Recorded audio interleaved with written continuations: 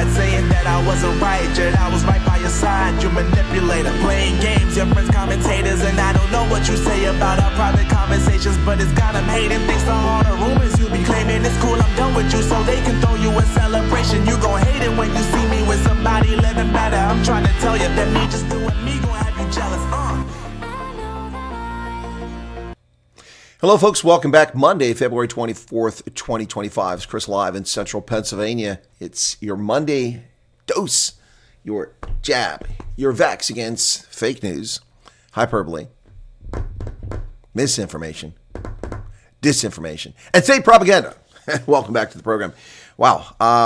As usual, lots going on. German elections are over, and the media are trying to paint this in incredible light. Oh, at least 8 out of 10 Germans didn't vote for the ultra-right neo-Nazi fascist.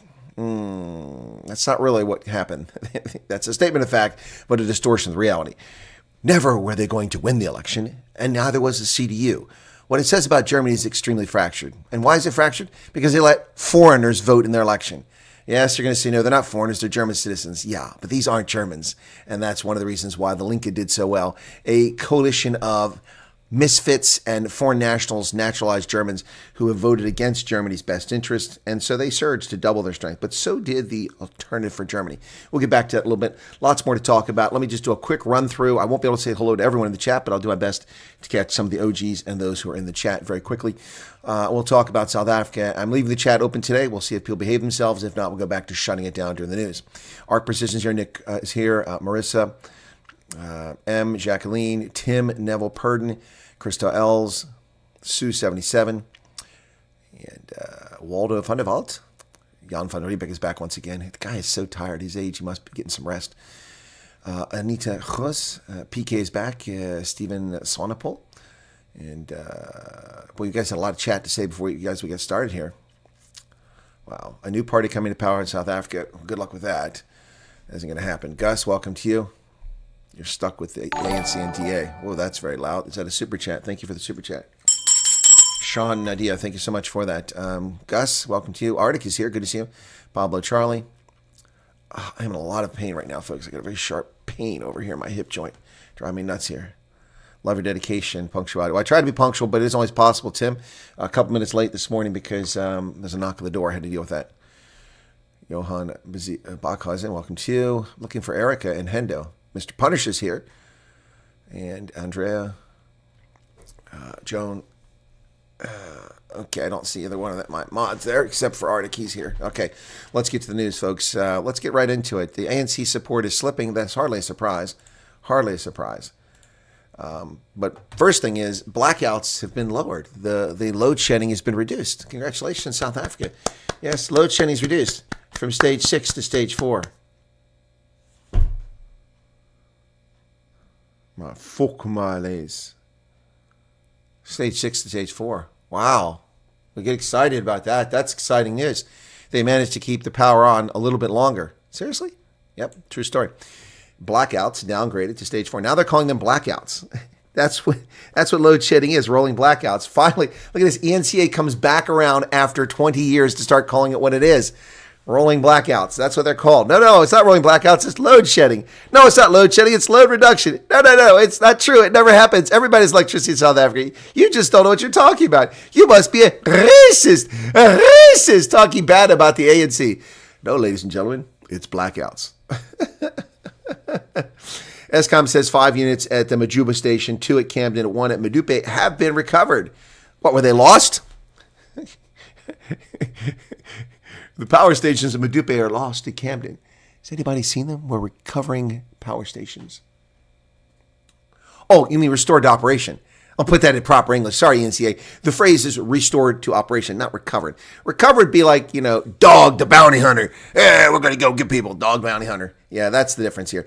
Biz News and others report that the ANC support is cratering after their stupid decisions on Bella, the black tax, EWC. They are losing support. Their stupid plan to regain voters from MK and EFF is failing right in front of their stupid faces. Yep. ANC support plummets in latest poll. Wow. And here is the actual polling results. From May of last year to February this year, from the election, the ANC got 40%. Today, supposedly they have 32%. This one I find difficult to fathom. I think someone paid for this poll, saying that the DA has gone from 22 to 25. To me, I probably suspect the DA has gone from 22 to 19 or 18. MK was at 15, down to 12. EFF, 10, they're at 9. They're down to 6. And IFP has dropped 1% too, according to this latest poll. So if the ANC lost 8, the MK lost 3, that's 11. The EFF lost 4, that's 15. And IFP lost 1, that's 16. Where did that 16% support go to? Who is it going to? Who got that support? Someone got it. Your guess is as good as mine. Table Mountain blaze is still going in Cape Town area, folks. Concerns raised over hikers in closed off areas and strong winds fanning the fire. Now, this, of course, was near Kirstenbosch. Firefighters faced a challenging battle to contain the Newlands ravine blaze, and the winds could exacerbate it.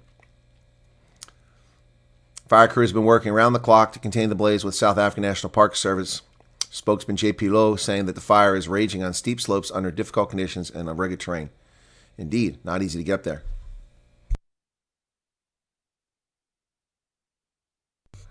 This is an interesting graphic they made there. Newlands Ravine fire, Table Mountain. The fire extent, you can see it there. Worked its way up the mountain. Pretty crazy. Pretty crazy. One of the most iconic vistas on the planet on fire. Zandile Gumeda, remember her? 178 counts of corruption that dates back to an arrest in 2019. 1, 2, 3, 4, 5, 6 years ago, and this woman has been brought to justice. Nope. That's the pace of justice in the ANC's world. Yes. The defense in the trial of former eThekwini Mayor Zandile Gumeda, who was put back into the provincial parliament secretly, and then caught, the ANC caught cheating, putting a accused criminal into office to collect a paycheck, to collect her money, because she's a good caterer, a well-behaved caterer. Yes.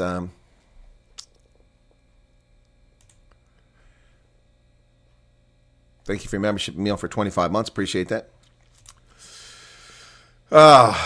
The defense for fraud and corruption charge former eThekwini Mayor Zandile Gumeda has applied to have the court compel the state to allow a whistleblower report around the appointment of Integrity Forensic Solutions admitted as evidence in the trial. So they're trying to pollute the trial with made-up evidence. This is what it looks like.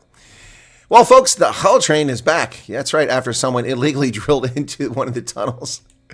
Oh, you can't make this stuff up. Only in Africa, man. The Gautrain service between Rosebank and Park Station have returned to normal after trains were suspended on 15 February. The Gautrain scaled up its services between Rosebank and Park Station using a bus as a replacement that ran between two stations every 15 minutes. Well, congratulations. Meanwhile, the South African Human Rights Commission, the captured South African Human Rights Commission, claims that they've started an investigation into Nota Baloyi's hideous, abusive commentary. Yep. South African Human Rights Commission notes concerning remarks made by Mr. Nota Baloyi. Very short, terse statement, about 1/4 the length of the one they put out about Ronaldo Khuz's 15-year-old video, in which he didn't call anybody anything, in which he didn't attack anybody personally, which didn't demean the dignity of anybody. But this guy does it to everybody who happens to have pale pigmentation, and he gets one paragraph. We will investigate. Are white Afrikaners at risk in South Africa? Well, not really, most people say. This according to Kananta Hunter, who's a South African journalist, this appearing in Al Jazeera. I did a video on this last night, which has received tepid response and not many views. Very in-depth, detailed, painstaking, hours-long video process that debunked the entire article. But hey, people can't be bothered to watch that. That's too much time. Anyway, so that's there for if people want to look at it, take a look at it. Also, I exposed the actual land ownership in South Africa, how that story distorts it. So the reason I mention this is that story tells the lie, once again, that white South Africans own 72% of the land. That's simply fiction, pure state fiction. The figure they're going off of, and I've figured out why they keep saying that nonsense. This one says 73 because she can't be bothered to get that correct. The reason they go with 72, as I looked it up, is because what they're doing is they're conflating the amount of what is considered agricultural holdings and then saying that that's the land. That is not the land. There are 114 million hectares in South Africa, of which 93 million are privately held, so 79%. Is that right? Yeah. And then the other 21% are held by the state. Of the 79% that are held, only 36 million are agricultural holdings. Of that 36 million, 26 million in 2017, 7 years ago, in 2017, 26 million hectares were owned by white South Africans. The farming agricultural holdings were the only ones identified by race in the land audit, not the total acreage and who owns it. So the reason for that is there were hundreds of thousands of plots. It was difficult for them to do. So it's much easier to do agricultural holdings. The numbers are much smaller. So 26 million. So they owned that many hectares. That equals 29% of the privately held land. So of the privately held land in South Africa in 2017, 7 years ago, white South Africans in agriculture, which is what the real issue is here that they're using, only owned 29% of the land, less than 1/3 of the land in private hands. If you take the total land surface of all that, including the 21% owned by the state, South African whites in agriculture own just 23% of land, less than 1/4 of the land. That's the true figures. Now, that doesn't dispute the fact that the size of white commercial farms is well in excess and far greater than that of blacks, Indians, and coloreds. That doesn't dispute that at all. That's a statement of fact. But the reasons for that, much of the places where agriculture is in South Africa, this is land that's been developed by the people on it for their lifetimes or their parents or their grandparents or whomever they bought it from over the centuries. It's been developed. Before that, it was disused. It was grazing land. Very little cropland. It's been turned into verdant places. Thank you, AJ. So that's the reality here. And what people want to do is steal the value added by the people who did it, because it denied the fact that you or others put their sweat equity into improving that land. Reminds me of Manicaland in Zimbabwe, where poorly scrubland was turned into verdant plains by Zimbabwean farmers using modern agriculture and irrigation techniques, and then it was all stolen. And of course, now it's all shit again. There you go.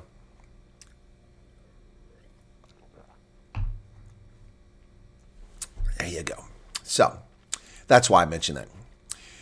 Volodymyr Zelensky is hailing Ukraine's heroism in the face of Russia's invasion.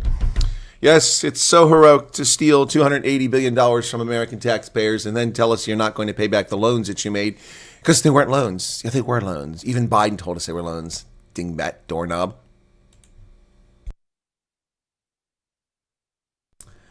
President Volodymyr Zelensky said he was proud of the absolute heroism shown by the Ukrainian people in withstanding 3 years of unprovoked Russian aggression as European leaders gathered in Kiev on Monday to mark the third anniversary of Moscow's full-blown war. 3 years of resistance, 3 years of gratitude, 3 years of absolute heroism in Ukraine. 3 years of bullshit, 3 years of corruption, 3 years of murder, 3 years of death, 3 years of destruction, 3 years of grifting. Oh, sorry. I was rewriting his speech. Yeah, that's what it should have said. Cardinal Parolin will lead prayers at the Vatican. The Holy See Press Office announces a recitation of the Rosary for Pope Francis' health in St. Peter's Square at 9 p.m. tonight. Ladies and gentlemen, those who are in the Vatican in the eternal city of Rome have about 2.5 hours to get to St. Peter's Square for Pope Francis and the Rosary. Today's prayer will be led by His Eminence Cardinal Secretary of State Pietro Parolin. Tremendous outpouring of prayer for the Argentinian Pope. Wish him well in his health, but not his service as the pontiff. 3 years into the Ukraine war, Trump ushers in a new world for Putin. New York Times falsely reporting the story. Fresh possibilities have emerged for President Vladimir Putin of Russia with a change of power in Washington. Yes. President Putin of Russia took the stage in Sochi last fall, 2 days after Trump won the U.S. election, spoke of the dawn of a new world order. After 3 years of grinding warfare and isolation by the West, a world of new possibilities opened up for Mr. Putin with a change of power. Gone are the statements from the East Room of the White House about the United States standing up to bullies, supporting democracy over autocracy, and ensuring freedom will prevail. Well, the United States will still stand up to bullies, and that's what we're doing. We're standing up to both bullies, Putin and Zelensky, both of whom are bullies. The United States does support democracy. Ukraine is not a democracy. It's a thoroughly corrupt, autocratic state. So is Russia. And ensuring freedom. Well, ensuring freedom, ending the war, saving people's lives. That's the ultimate source of freedom, is life, liberty. Then you can have pursuit of happiness. Yes, so yes, the United States still stands up to that. So the New York Times is a slimy, fake publication.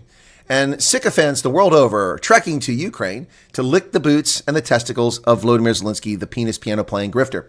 European ministers are preparing a new military aid package expected to be worth billions of dollars as continued U.S. support for Ukraine appears in doubt. Well, it better be in doubt. Quit giving our money away to a grifter. And there's a super chat. Thank you for that. Fiona Fundevalt, 50 Rand super chat.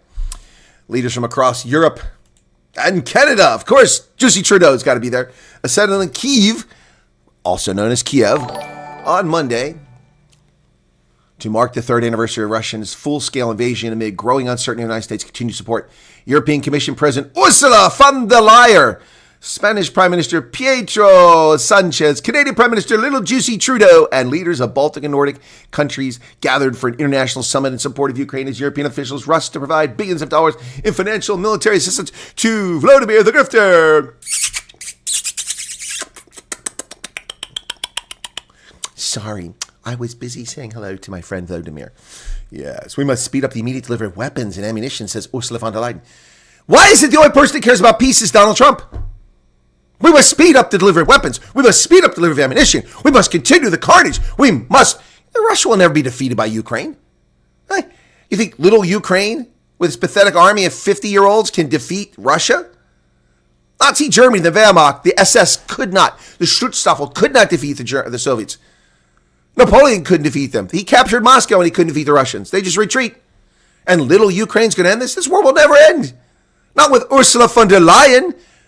And now Jens Stoltenberg off being the finance minister of Norway. Thank God he's gone from NATO.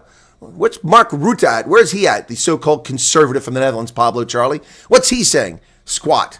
All they want to do is continue the carnage and death and misery, which is what Joe Biden is all about. Joe Biden started more wars than Barack Obama started more, I should say. Let's go to the elections in Germany. What happened there? Well, the biggest takeaways from Germany's election, actually the Associated Press gets this accurate. The New York Times, I pulled that story up, but it was a bunch of fudge bubbles, so we had to get rid of that nonsense. This Merz faced a difficult task, but it could have been worse. That's true. Friedrich Merz has one realistic option to form a government, a coalition with the Social Democrats, his union bloc, and its center-left rival, combined 328 seats in the 630-seat parliament. That's barely going to get it done. So that government will collapse too. Germany's traditional heavyweights erode further. Yes, Olaf Scholz, the scumbag, Mr. Baldy there. That's right, Socialist Partei Deutschland, these scumbag little swarmy little turds. So it says the show is the weakest since their founding in 1940. That's a lie. The SPD existed before the Nazis. It existed before the Nazis. So it's not their founding in 1949. The Social Democrats are the worst post-war showing with 16% of the vote. Of course, because they're feckless. They've accomplished nothing in 60 years. There's a geographical divide. That's right. In the East, it's the AfD. In the West, it's nobody. The far-right anti-immigration alternative for Germany, or AfD, emerged as the strongest party across the country's formerly communist and less prosperous East that cemented its primacy in a region that has long been a stronghold and where it won its first state election last year. Other parties were stronger in only a few eastern constituencies. Young voters led a hard left revival. The left party, which was on its knees, Die Linke, survived with the getting rid of its useless leader, and she formed her own party, which did very poorly in this election, and they managed to double their vote. They've made a comeback. They're back in play with 8.8% of the vote, mostly because of non-Germans and wackadoodle leftists who can't speak and stand at the same time voted for these leftist lunatics. Well, Ukraine can still expect German support, yeah, unfortunately, and where Scholz went wrong, he took a breath and got up in the morning. Olaf Scholz is a loser. He's always been a loser and never should have been in charge of the country. Well, The Guardian, of course, the leftist publication, tells us all the things we should know about what's going on in Germany. Let's check in on that. The fight at the heart of the German election is simmering everywhere, says Zoe Williams. As the German election results land, a lot of people are looking at the bright side. Nearly 80% of Germans won't entertain voting for the alternative for Germany. A nanosecond ago, however, as recently as Saturday, the idea that voters might go for this far right in these kinds of numbers for the first time since the Second World War is terrifying. Some are calling this a victory over Donald Trump and Elon Musk, who vocally support the AfD, and others are calling it a victory for them.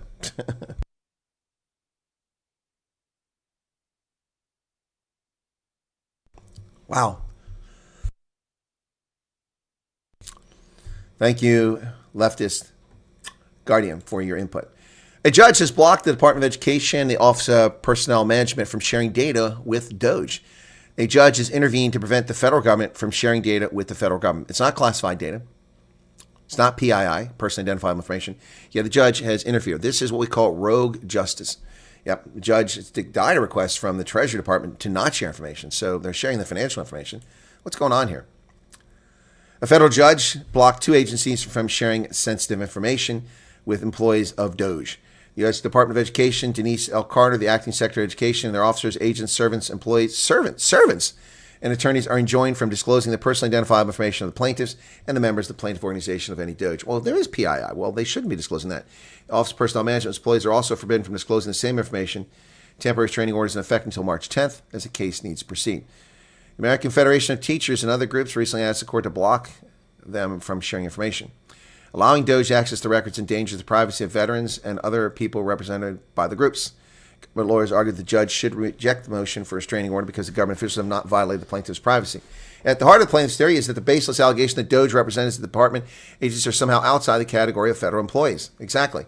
So this is an illegal, rogue government order preventing the federal government from seeing data that the federal government has, which undermines the effectiveness and efficiency of the federal government. This judge is out of control, a rogue bench actor. Yet another one. Well, Starbucks is laying off 1,000 employees. New CEO Brian McNichol says corporate cuts are needed to streamline the business. Nichols said in a message Monday that cuts would remove corporate layers and duplications and would help the coffee company become more focused. And shares are up 1.64% in early trading this morning. We believe it's a necessary change to position Starbucks for future success, Nichols said. Starbucks has been struggling with a string of quarterly sales declines as customers sought out cheaper coffee or balked at long lines.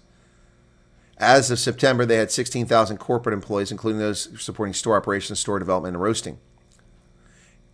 Store workers will not be affected by the cuts, the baristas.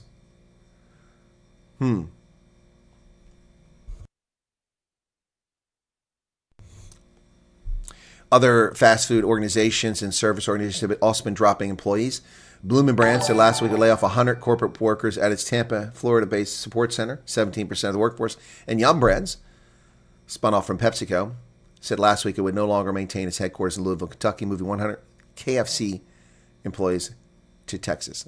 Kentucky Fried Chicken is moving 100 employees from Kentucky to Texas. That just don't sound right.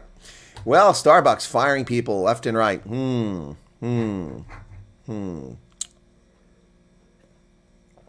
Could it be the $7.36 to buy a crappy coffee? I think that's what the problem is. That's why people aren't going to Starbucks.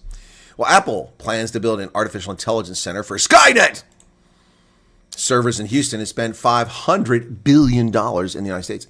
It pledged a multi-billion-dollar investment over the next 4 years and would create 20,000 jobs. And it's ready to open in 2026. That's a pretty quick building there. Tim Cook licking the boots of the Don. Days after Apple's chief executive met with Donald Trump, the company said Monday it planned to spend $500 billion and hire 20,000 people in the U.S. over the next 4 years.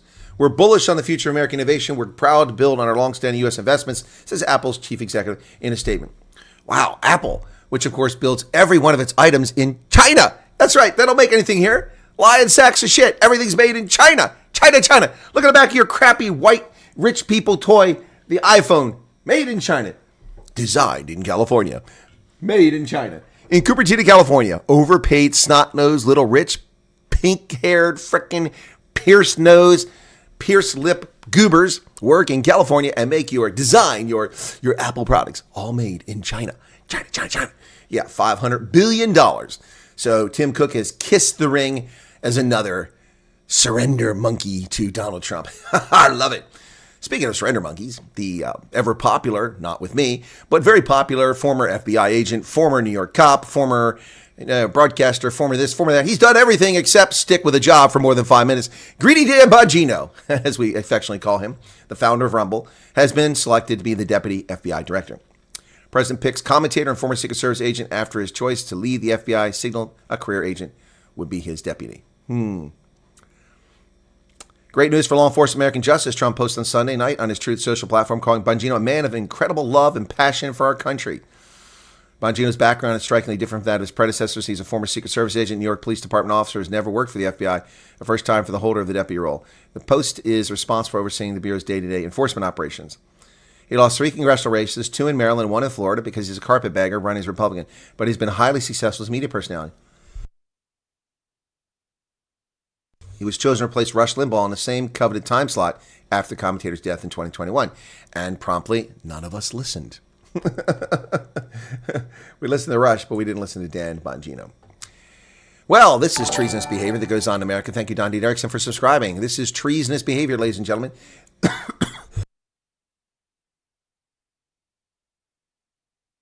For fearful immigrants, it's the card they all want right now. Distributed by legal aid group, the Red Card lays out key rights and protections. Demand for them has surged since Trump returned to office.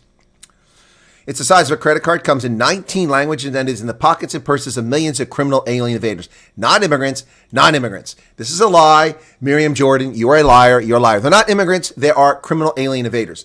The Red Card, as it's known by its bearers, lists a collection of practical tips and legal rights for immigrants who might find themselves targeted by federal agents. Immigrants have legal rights. Criminal alien invaders have zero rights. They are felons. They have no rights. They are not citizens of this country. They're not protected by the Constitution. Stop with the nonsense. The Red Card has been around for almost 2 decades. Interest in its exploded past month amid a wave of anti-immigrant edicts from President Trump. Again, Miriam Jordan, lies, lies, more lies. There's no anti-immigrant rhetoric from Trump. It's criminals that must be kicked out. Immigrants are welcome here. In fact, Donald Trump just opened up the door to more people as refugees who will eventually become American citizens in many cases. No, there's no anti-immigrant sentiment here, you lying sack of horse manure at the New York Slimes. Typical leftist garbage. Eliseo, a carpet installer in Northern California, keeps one in his wallet, another in his truck's glove compartment. His wife, Maria, stores hers in the sleeve in the back of her cell phone. Her 13-year-old son, a U.S. citizen, has distributed them, an anchor baby, to classmates. You show agents the card. It does the talking. Like other criminal alien invaders interviewed for the article, he spoke on condition that his identity he only be identified by his first name. Look at these criminals in America. Maria, her husband Ellison, and their daughter Selma. Every person in the United States, regardless of immigration status, is guaranteed certain protections under the Constitution. Wrong. The card highlights some that are particularly relevant under undocumented immigrants. Note, criminal alien invaders, including the Fifth Amendment and the right to remain silent, and the Fourth Amendment, the right to refuse entry to home unless the agent has a warrant signed by a judge. But as fundamental as those rights are, they have created friction in the fight over how the country should address criminal aliens and how the authorities should treat millions of criminals who live and work in the United States. Well, these people that produce these cards are treasonous bastards, and how to have their citizenship stripped from them for facilitating the criminal alien invasion of America.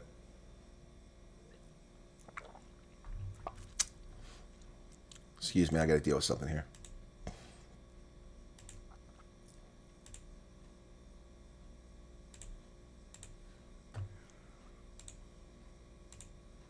Sorry about that. I had to deal with someone misbehaving. Well, Kamala Harris is shaking up the California governor's race. What? This loser? The possibility of running in 2024 looms over the race for California's top job. Californians will once again elect an idiot to be governor of California. Wow. The former vice president, after stinging defeat in last year's presidential race, is shaking up the 2026 governor's race by her mere presence in California. Speculation has grown each week since her return from Washington. Will she or won't she? Will she or won't she? Who cares? California is gone. You might as well put dynamite in the San Andreas Fault and light it and let it float out to sea. Well, according to a former Secretary of the Air Force, America has a rogue president. The selective memories of leftists, particularly those former officials of the Biden regime, whose judgment can't be trusted, is comical. New York Slimes runs this op-ed. America has a rogue president. Guest essay by Frank Kendall, the Secretary of the Air Force during the Biden regime. President Trump's decision to fire senior military leaders without cause is foolish and a disgrace. It politicizes our professional military in a dangerous and debilitating way. What frightens me even more is the removal of 3 judge advocates general, the most senior and uniformed legal authorities in the Defense Department. Their removal is one more element in this administration's attack on the rule of law, and especially a disturbing part of it. No, your op-ed is shameful and disgraceful. And it goes on to talk about how General Brown was the best general he's ever met in his life. Oh, he's so wonderful. Yeah. Now, excuse me, Mr. Kendall, former Secretary of the Air Force, this is not new. Barack Obama broke the china in the shop. He fired senior generals. He fired them. He started this bullshit. This is up to the president. You think because these fools have been fired, that there aren't people loyal to the Constitution under them? You're a disgrace. You're a disgrace. You shame all the people who wear a commission in the United States military. Claiming that these fools that have been fired means that we're not going to have guardians at the gate. Of course, the officers who serve in uniform take an oath to the Constitution. And people like this are disgraceful. Absolutely disgraceful. The fossils, the DEI, fake leaders that were running these services, Franchetti, Brown, All they care about is diminishing white positions in the military. They don't care about equality or merit. All they care about is quotas, and they're gone. And they're gone for a reason. Shame on you, Mr. Kendall. You're a disgrace to the Defense Department. Whoever picked you? Oh, the Biden regime. Who else? I did 34 minutes. There you go, folks. There's your roundabout today's news about what's happening around the world. No updates on the refugee program from President Trump and the White House, State Department, Department of Homeland Security. Watch our viewership go from 600 to 250 because I just said there's no news.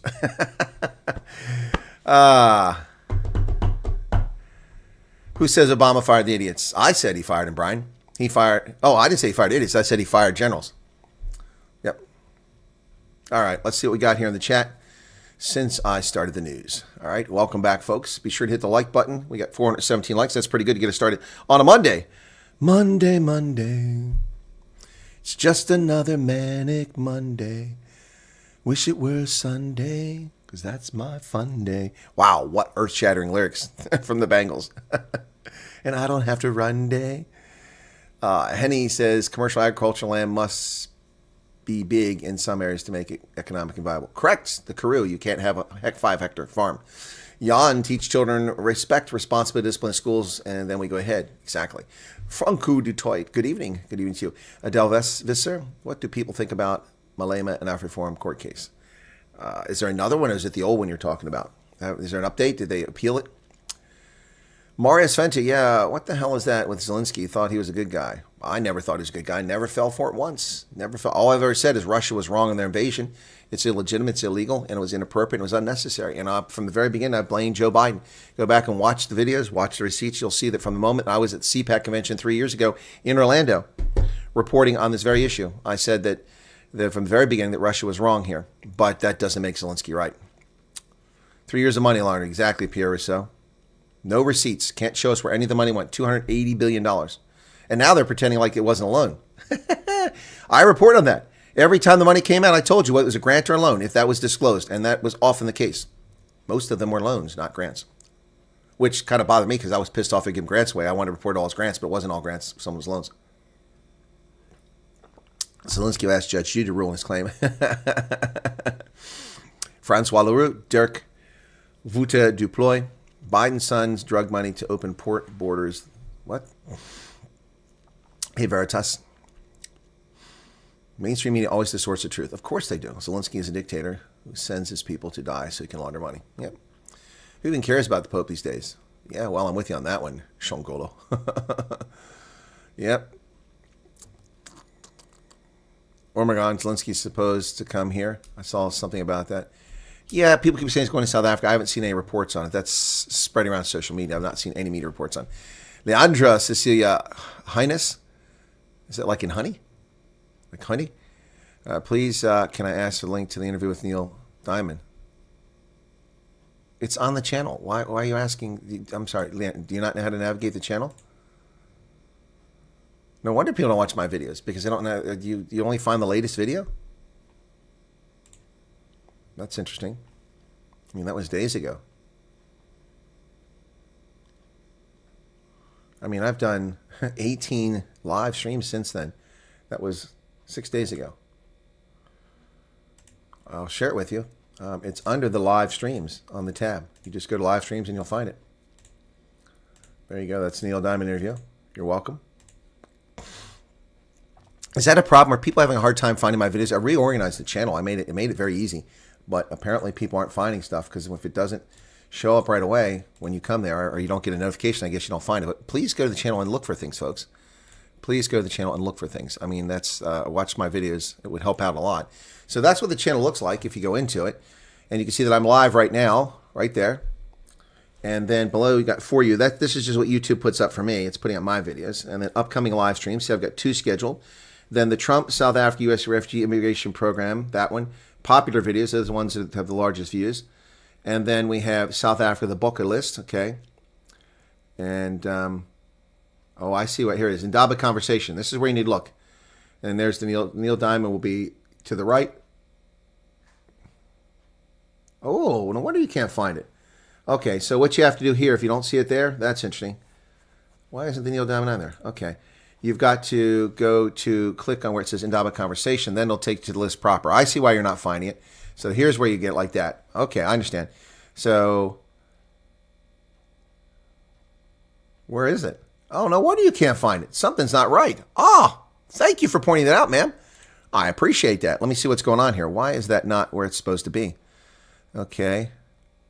It's supposed to be on playlist then.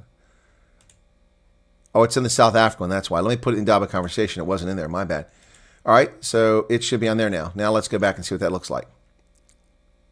Come on. Let me go back here and see really quickly. Wow. Okay. Well, thank you for pointing that out. Okay. All right. Now we go to Indaba Conversation. Here you go. So now it is fixed now. So under Indaba Conversation, it's also under the Boca list. So if you look for the South Africa list, which is, oh, that's not here anymore. That's why people, what the hell? I guess I took it off. Oh, there it is. The South Africa. It's here, but you're going to have to go further over, and then you have to click down in here. All right. So if you go to the Indaba Conversation with Chris, it's right there. Okay. 19,000 views. All right. Thank you for that. Wow. Okay. Well, we had a problem there. Houston, we have a problem. And Leandra helped us figure it out. Thank you for that, ma'am. All right, cool beans. Wow, that's good news. It's taken care of. It's been dealt with. Thank you, ma'am. Leandra Cecilia Highness. Okay. Alfonso Ferreira, the lieutenant general that spoke out about Southern Defense Force, were probably a troop short. I don't know what that means. See, some of the cadres are not happy. Oh, I'm sure they're not happy with him. I saw the uniform. It looks like it's from the health service. What uniform is that? Daniel McQueen loves this news broadcast. Well, I'm glad you do. Please tell your friends. Hugo Breitenbach. Corey Ward. Hello from Scotland, Corey. Whereabouts in Scotland are you at? Are you up there in Aberdeen, Glasgow, Edinburgh, the Hebrides, Orkney,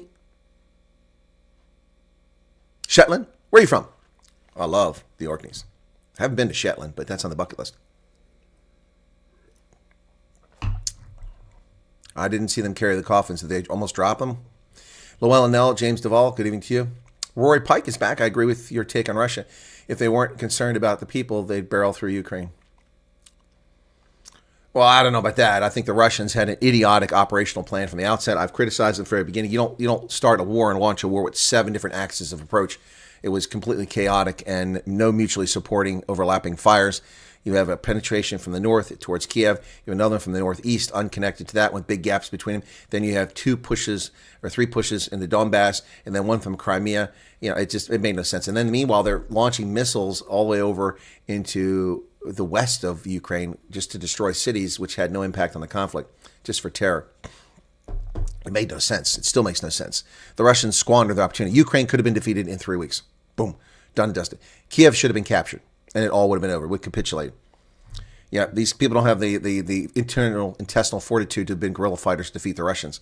No, it would have been over in 3 weeks. But no, the Russians are idiots. Look, I'm not advocating for that. It's wrong. It never should have happened. I'm just saying that not the way to run a war. And all those generals are gone now. Joachim Fenta, Pierre Russo.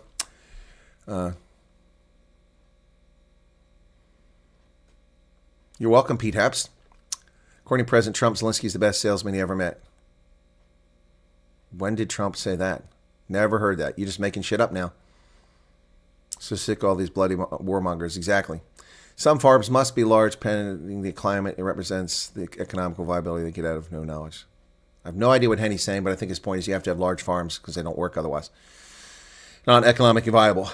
Hey, Michael Neustadt is here. Herman Volk, only winners in war are the weapons manufacturers. Well, and politicians. Yapi says, as kakprat kragkon opvek su Ramaphosa geno krag opvek op South Africa. Okay. Oh, yes. So a friend of mine sent me something interesting. He's in the Army. It asked for anyone of the rank to private to major who has resigned if interested in rejoining. Huh? Talking about Sandev? Yes, Zelensky is a first-class combat. Russians would have barreled through the Ukrainians if they could a long time ago. Yeah. Yeah, no, I don't think they could have. They thought it was, correct, Charles. They thought it was a 10-day operation, but their attack was an asinine plan. They poorly planned it, poorly executed, and we see the results of it. No, the Russians couldn't do it. The Russians sent their T-62s. They sent their BMP-1s instead of their T-90s, instead of their T-80s, instead of their BMP-2s. They sent all their old stuff, and they sent conscripts in the first wave. and they got their hat handed to them because it was disconnected. It's not a way to run a war, not even remotely. Stupid. And almost no analyst will tell you that. None of them will say that's why they lost. That's why they lost. If they concentrated their force with overwhelming might, use shock and awe, like we did in Iraq in 1990, then they would have been able to defeat Ukraine. They should have made 3 thrusts, not 7. The 3 thrusts should have been from Crimea coming up to cut the Ukrainian retreat to the Dnieper off, seal the east side of the Dnieper, or get to the west side if you can, seal that, trap the Ukrainians in a salient between the Donbass and the Dnieper, and then crush them, squeeze them between, and force them to give up and surrender. That would have wiped out 1/3 of the Ukrainian forces. Gone. Taken off the battlefield. That would have been one salient, then the other attack coming down from Kiev. And the stuff that came from the northeast should have been supporting it directly on the east side of the Dnieper. They should have come down the east side and the west side of the Dnieper. Instead, they came down the west side and left the east side unattacked. Stupid, stupid, stupid.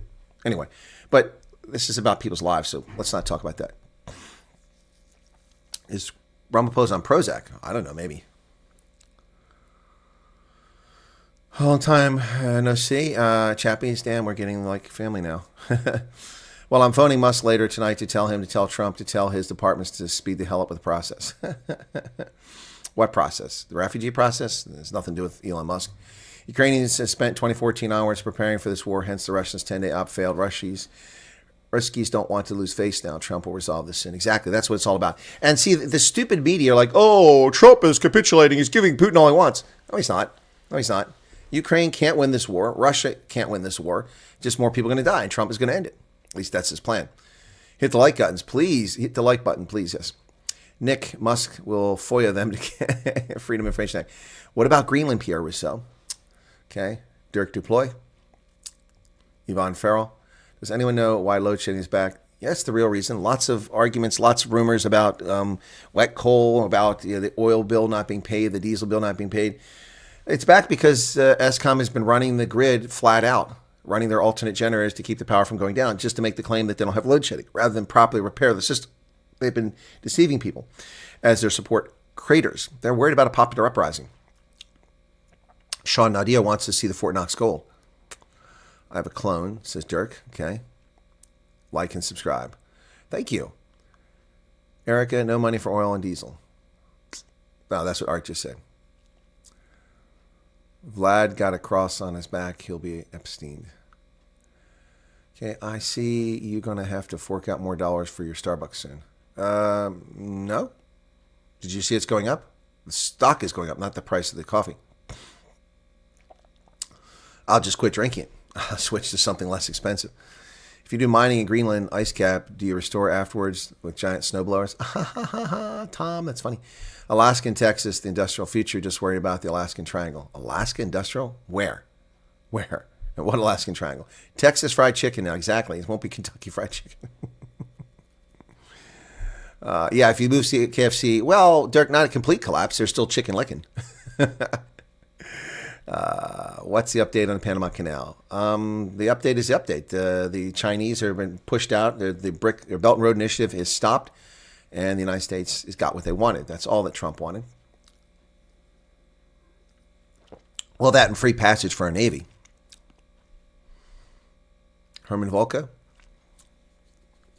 Was it Zelensky Trudeau that did the remake of the Single Ladies video? I have no idea.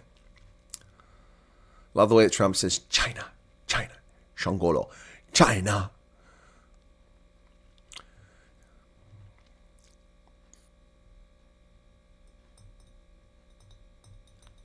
Shut it, Apple hater. Arctic, my moderator is going to get a timeout. He's going to get a timeout.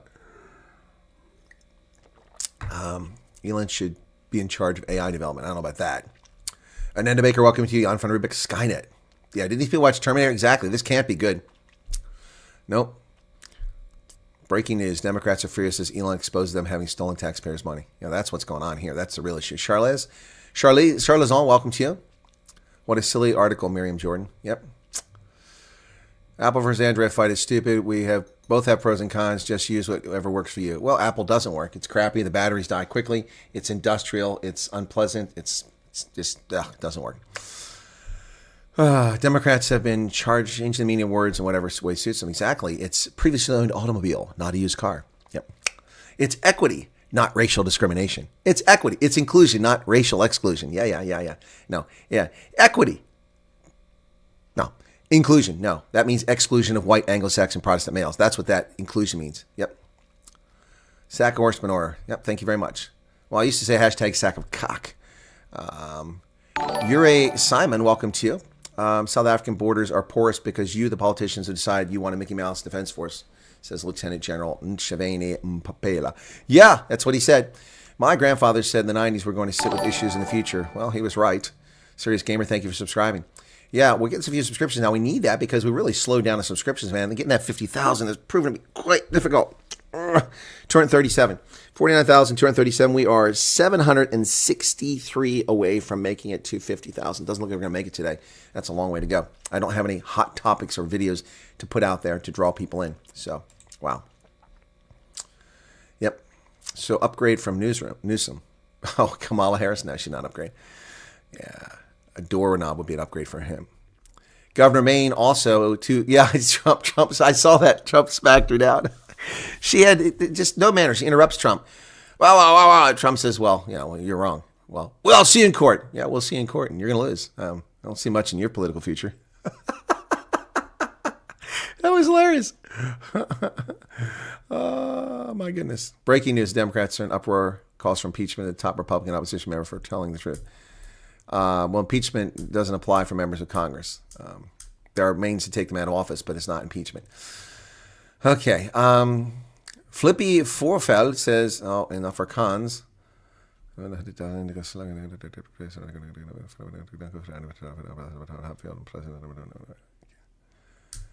Kansas, on the 21st of March. Okay. I have a question. I have given it some thought about what job I would like doing this. I have done security control room work. My question is, do you think it will be difficult to do that job? Okay. I don't know what security control room work is. Do you mean an ops center?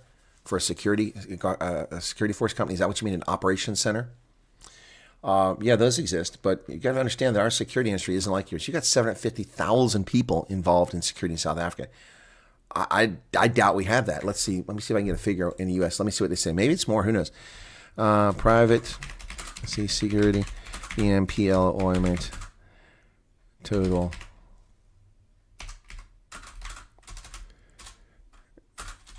In U.S. Private security employment totals in U.S.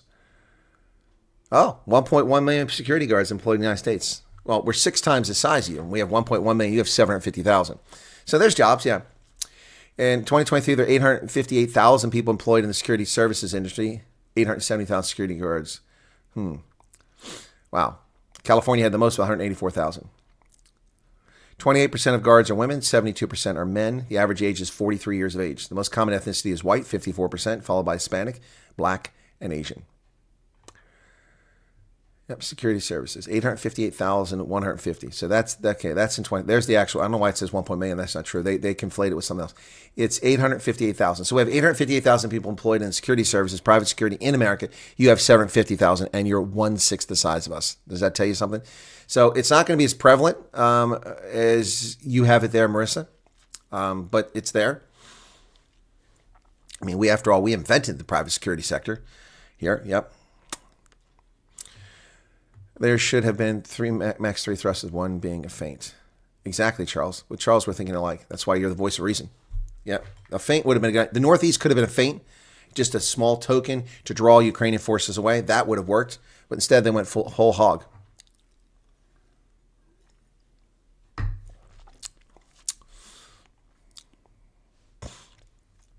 The Russians never intend to take Kiev or Ukraine. Really, Alan? Then why were they within 10 kilometers of the city? Nap actually sounds good. At 5:45 Sunday morning, it looked like a meteor struck. Seems like the old Soviet countries will always be addicted to some sort of human suffering. Yeah.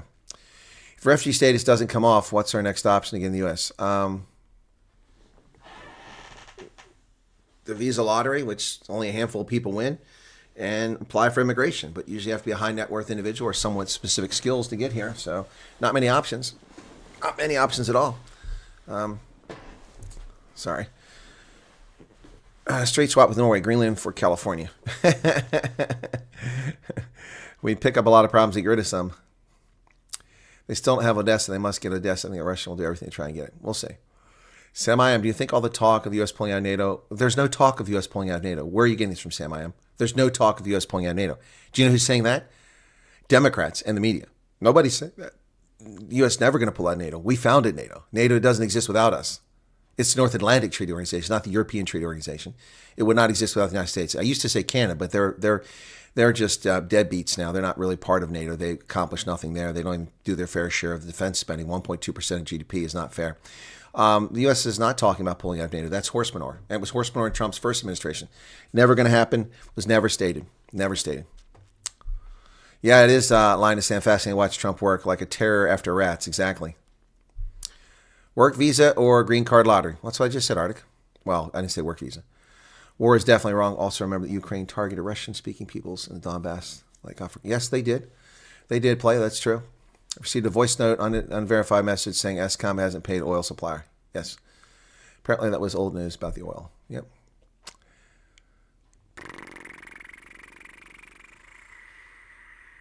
So, how many BRICS countries did Trump engage for stability? Huh? I don't understand your question. For stability, engage for stability. What are you talking about? He's in Saudi Arabia. That's a BRIC country. He's threatened China, and they're backing down. India's rushing to meet with him. Brazil rushing to meet with him. And he's meeting with Russia. So I have no idea about the Epstein files. No idea what's going on there. I don't. What Epstein? Are they even federal? I don't even know. Are these state cases? Is there a federal case here? I have no idea. There's a rumor that goes around that we have Chinese police stations. Well, I wouldn't doubt it, Miguel von de Vesthuizen. They're everywhere. They're in New York. They're in Germany. They're in the UK. They've found them. We've arrested people for criminal activity for being involved with the Chinese spies. Yep.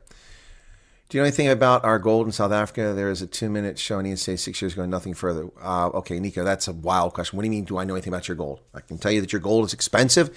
Your mines are incredibly deep. Pressure, heat, the difficulty of mining it out, the lack of profitability, the reduction in gold production.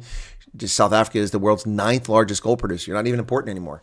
Just 100 million ounces. China produced 370 million ounces. Yeah. Is that right? I think that sounds right, yeah.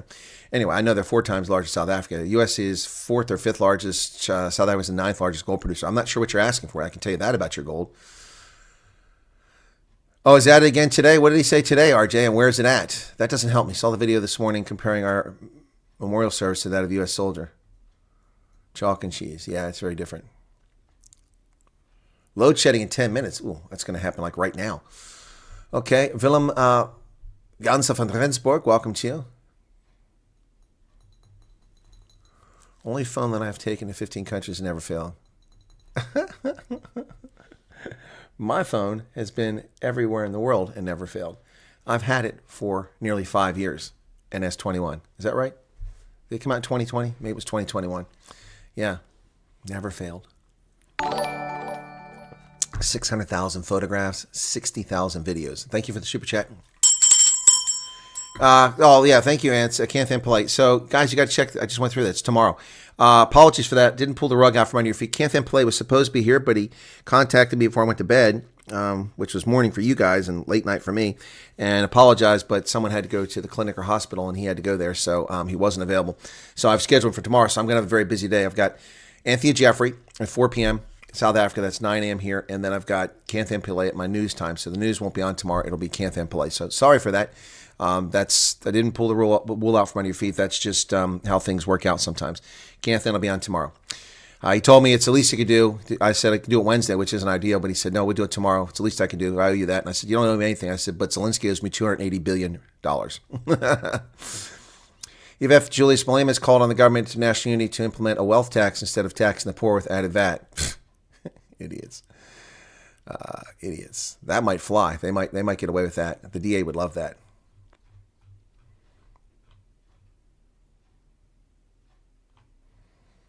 Yeah, the DA would love that. Once Trump has left office, I believe Republicans will hold the office for the next 2 terms. We'll see. That's a big prediction. I am Neo. If not, he had a lot to say about you. Neo Bolotti said something about me? Oh wait, no, that's I am Neo guy. Yeah, that guy.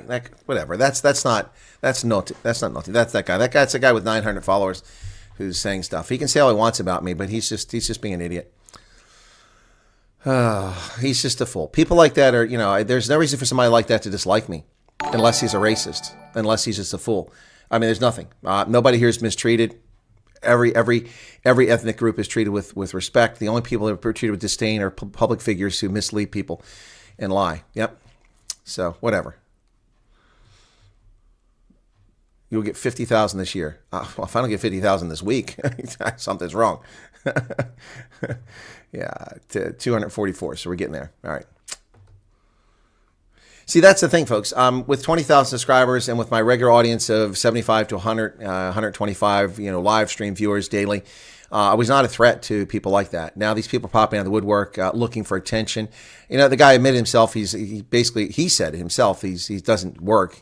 He didn't use the word grifter, but he described a grifter, and he said that's he doesn't do anything intentionally, and that's just he does this and that. He's just looking for a hustle to make himself some money.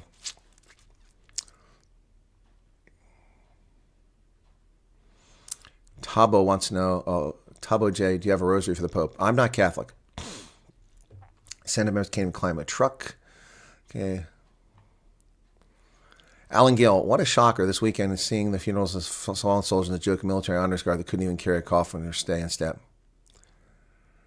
You want to get South Africans involved, start talking about our crime stats. I've talked about crime stats for years. No one's involved. No one cares. No one cares. No one pays attention. They just roll their eyes when they hear them. Armand, South African people must push for a vote of no confidence against the ANC. Yeah, well, that's an idea. It's 8 million people with HIV. Do you recall working with the South African Security Police? My father used to mention working with CIA.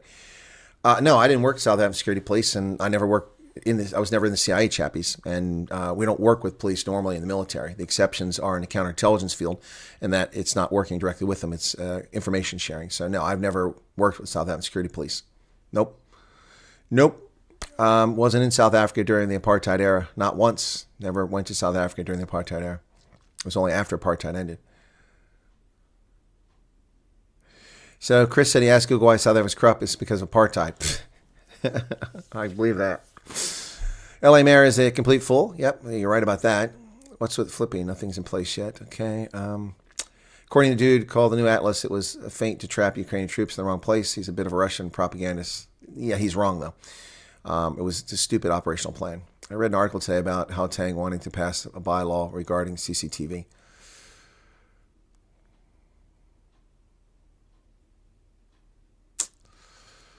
Guys have to leave. Okay, sorry with the blackouts there, Neville. Thanks for being here.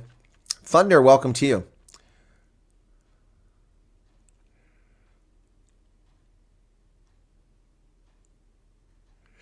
Yeah, the GNU has a big cabinet meeting this morning or today to talk about the budget.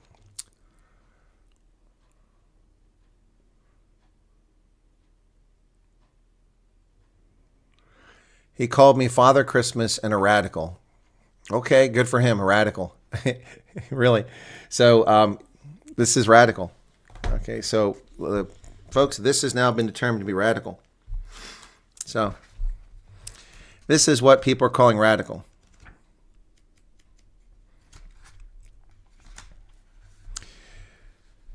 One of the course of human events, it becomes necessary for one people to dissolve the political bands which have connected them with another and to assume among the powers of the earth the separate and equal station in which the laws of nature and the natures God entitle them.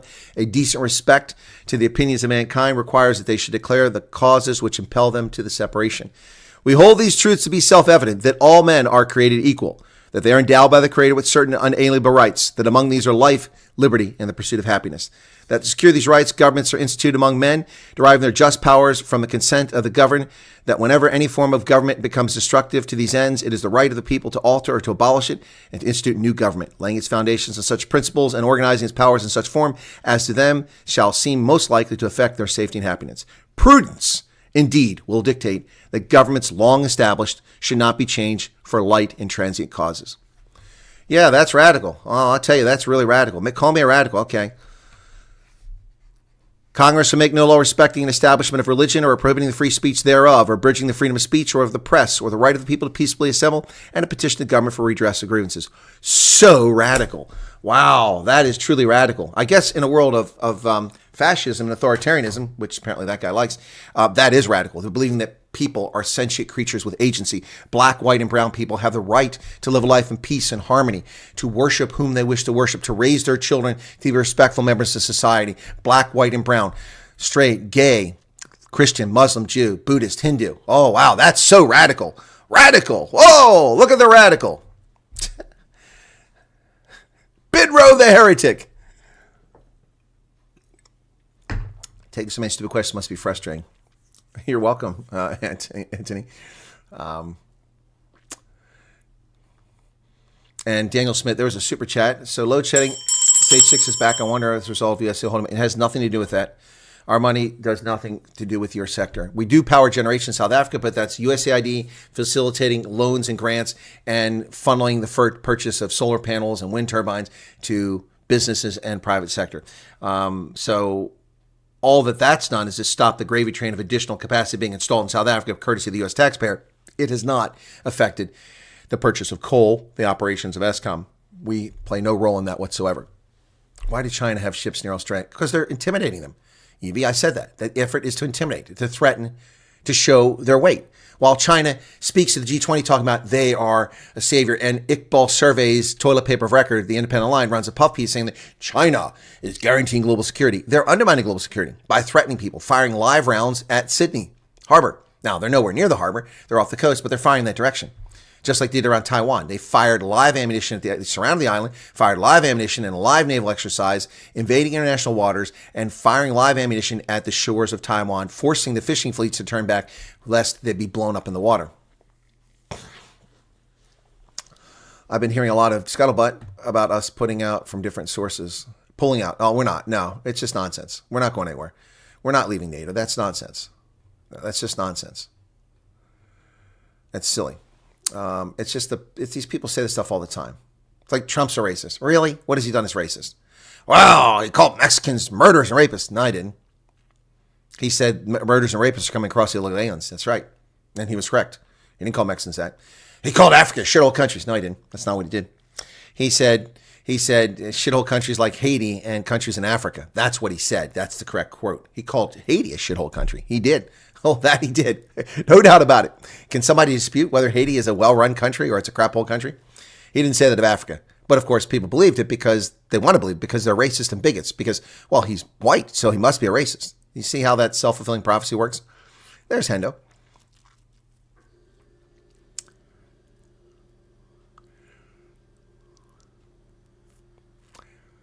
Yes, I did coin the term hate wanker. Ronaldo tried to take credit for it. I said it on his program the first time I said it, but I said it.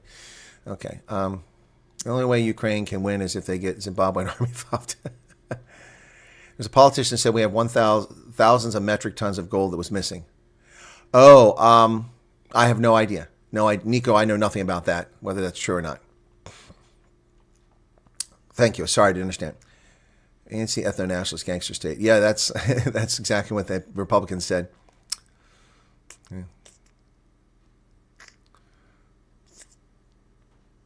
You're right, Chris. It is radical to say a man can't become pregnant. I guess that makes me a radical. Benro the heretic. Okay. Teenage Mutant Ninja Turtles. I can't wait for President to help us here in South Africa. I'm so tired of all these YouTube content makers calling out Colonel Wyatt and others as white supremacists. And they can't see or understand what it's all about. Well, they're stupid. I mean, what have I said? Okay, what is white supremacy about what I've said? I have told you over and over again, and I've made dozens of videos, nay, hundreds of videos about this nonsense since it all started. And what have I said? All these people keep going on and on about this executive order. White Afrikaners. Not one mention of the word white in the executive order. Not one word. 2 pages, white, not mentioned. Afrikaners, yes, not white. And some people say, and I'm being opposed by people in my own stream telling me that Afrikaners are only white. And I say that's not true.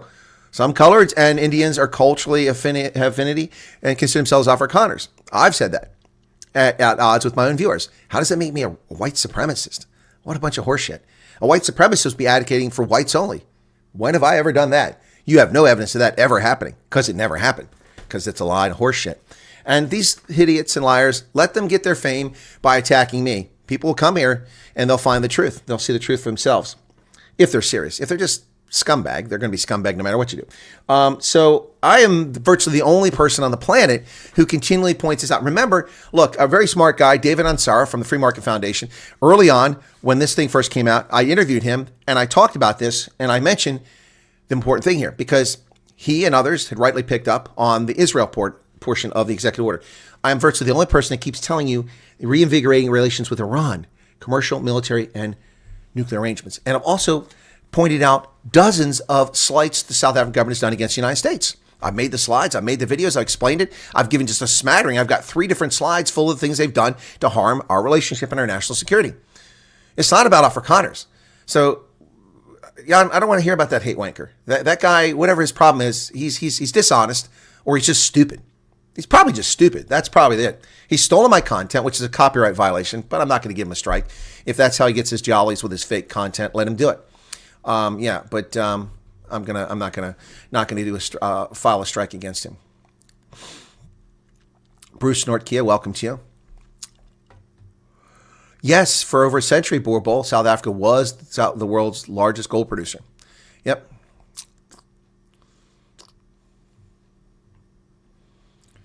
When you see this many trolls on your page, you have gained the interest of the wrong people for the right reasons. Correct, Rui. Correct. Exactly. And I've also, I know that of 557 people, well, it's more, hang on a second. It crashed again, YouTube. Shoot, I lost the page I had there. Damn it. Yeah, YouTube. They have got a problem. Hopefully they fix this. Sometimes it takes some weeks to figure this stuff out, but 560 people currently here. Of the 560 people here, I know there are members of South African media watching this right now, or they're watching after the fact. And you're welcome to watch it. Thank you for being here. You can hide and not express content because you want to be abused. But look, if you're going to lie in the media, I'm going to call you out. I haven't lied about anything. I could be mistaken about something, but I haven't lied about anything. But they lie. I mean, look at the article that's in the Al Jazeera. It's just flat out lies. Total nonsense. Total nonsense, folks. Total nonsense. Utterly made up bullshit. I mean, honestly, it's ridiculous. Let me find that chart real quick that I made last night for my presentation. Come on. There we go. Okay, let me find this one. So slide 4. So we constantly hear this nonsense about land in South Africa. And again, so I give you objectivity. I give you both sides of the story here. I give you both sides of the story. So the both sides of the story are this. Whites don't own 72% of the land. That's a lie. They haven't owned 72% of land. Who knows when they did own 70% of land? White landowners. White South Africans in 2017 did own 26 million hectares of land, which represents 72% of the commercial farmland in 2017. Not 72% of the land. A lot of that land wasn't commercial farmland. It was turned into commercial farmland through proper modern farming techniques and irrigation by white farm owners and their laborers. Let's not forget that people work on the farms. It's not just the white farm owners who did it. So here you go. But see, that's objectivity. You won't get that from people calling me names because they're stupid. They're not that bright. 2017 land audit, 114 million hectares of surface area in South Africa. 93 million of that is in private ownership. 79% of the land is owned by private owners. 21% is owned by the state. But that land is not identified by race. Only the agricultural land is identified by race. So, here you go. Farm and agricultural holdings, ownership by race. 37 million hectares, that's 40% of the privately held land, is agricultural. So less than half the land that's in private hands. So you have plots, you have factories, you have malls, you have houses. The rest is agriculture. And, you also have some other uses, mines and such. 26 million hectares was owned by white South Africans in 2017, 7 years ago. This has changed dramatically since then, but we don't have actual data to prove it. 15% was owned by coloreds, who were only 8% of the population, so double their representation.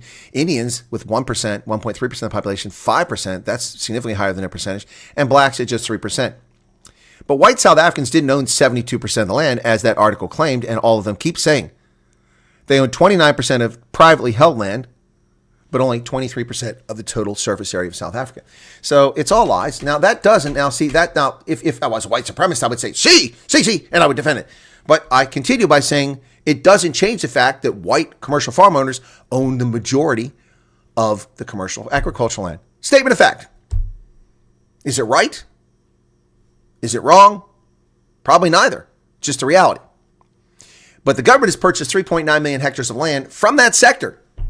That is 2.8% roughly of the total surface area of South Africa.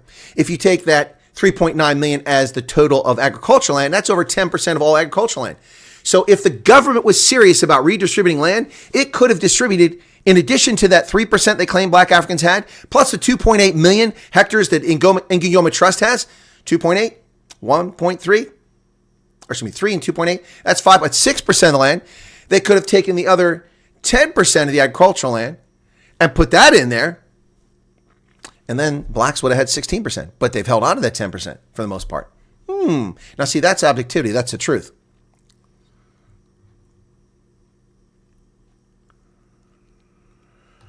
Well, we don't know because they won't do a survey. The last survey is in 2017. Well, we know that these farms are going away, Erica. There are poultry farms, what's left of the poultry farms, on the left-hand side of the motorway on the way from Halwick down to Durban by Pinetown. Before you get to Pinetown, on the left-hand side, that hill where it goes up with that endless construction is going on, there were poultry farms there. They're disused. They're all gone.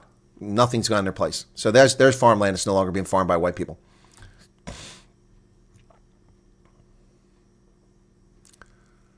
After load shedding, found my house was breaking into and all my fishing gear is still on. I'm sorry to hear that, Marco.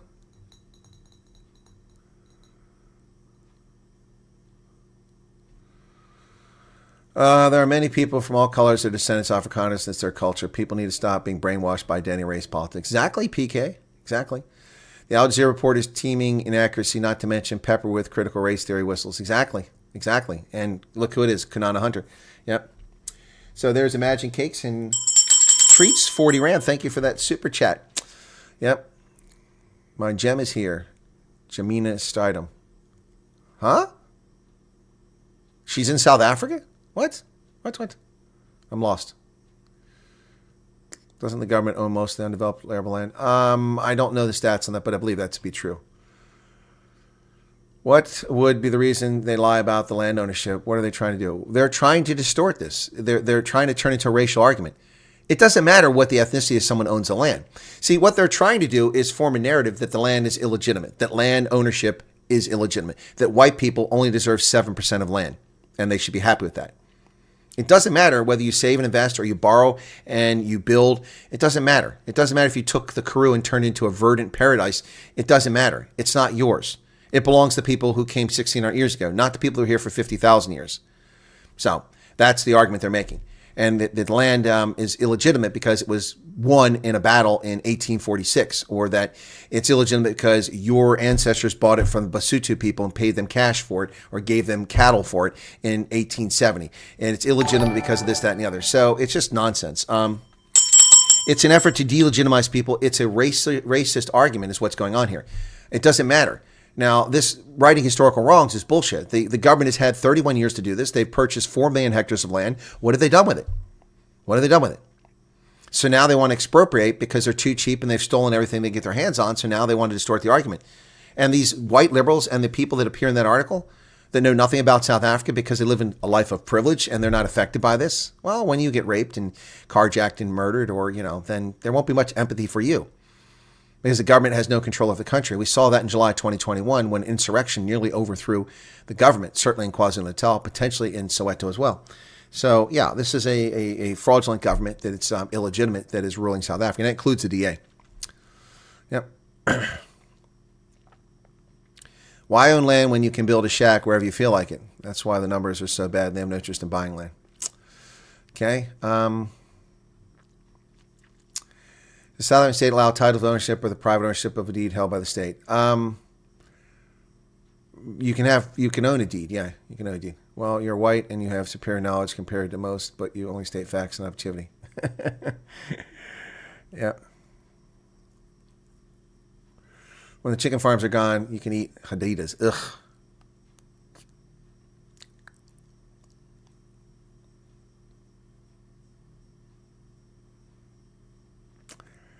That was put in place by the British government. No. Union South Africa Act created South Africa. The first census 1911 that was ruled by South Africans in 1913, not by Brits.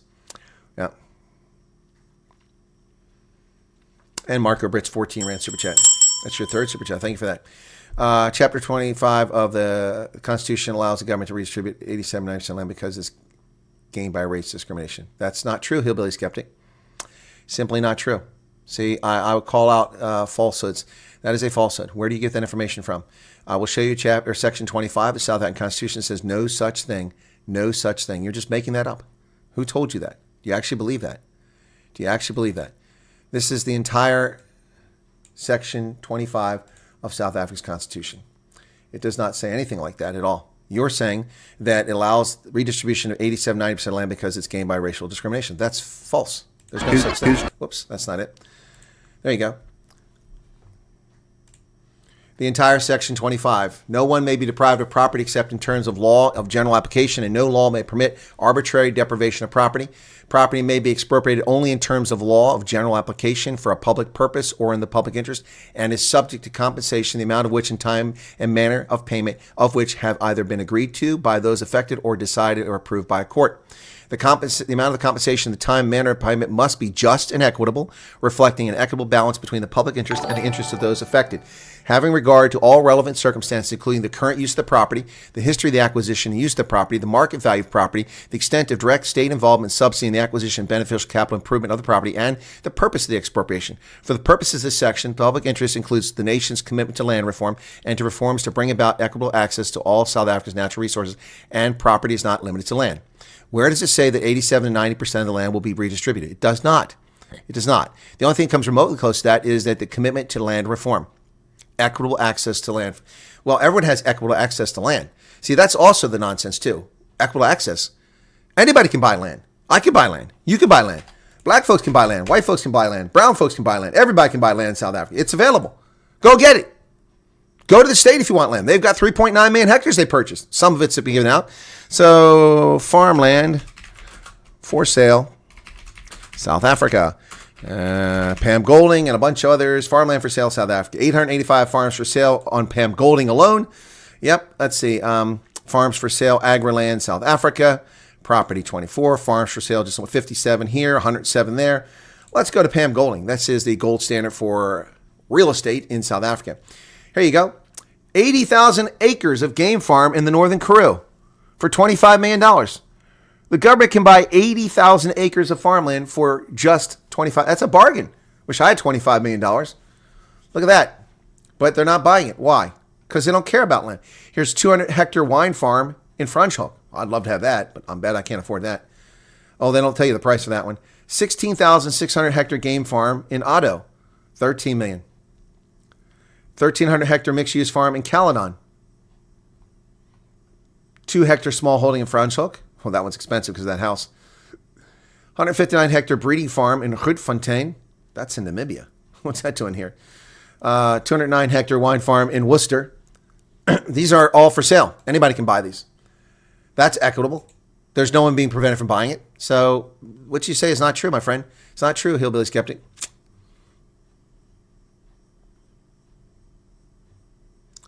Wife held at gunpoint twice, yep.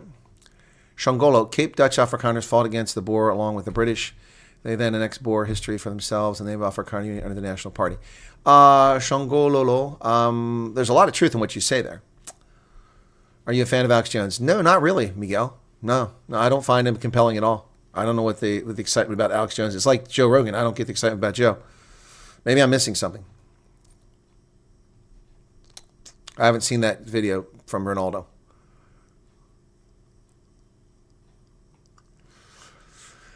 Don't want land, don't want to sell, want to border. Yeah, the problem is that the land is taken away. No one will be buying land. Exactly.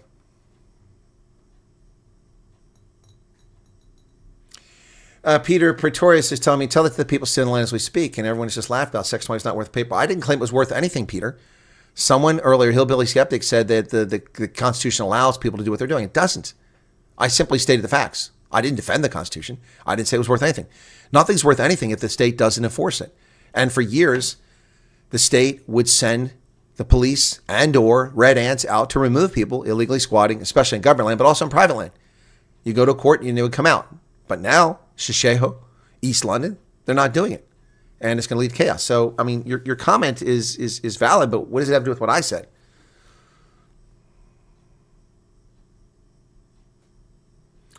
I'm not reading the entirety of section 25. Okay, Hillbilly Skeptic. All right, yeah, you're right. I didn't read the entire section. My apologies. Okay. My apologies. Thank you, Hillbilly Skeptic.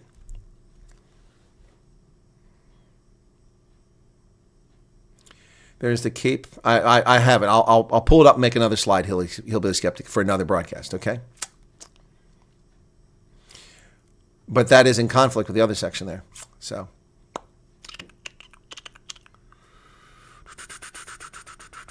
Thank you for the input, Hillbilly Skeptic. Yeah, it specifically references 1913, but it doesn't say 87, 90%. That's nonsense.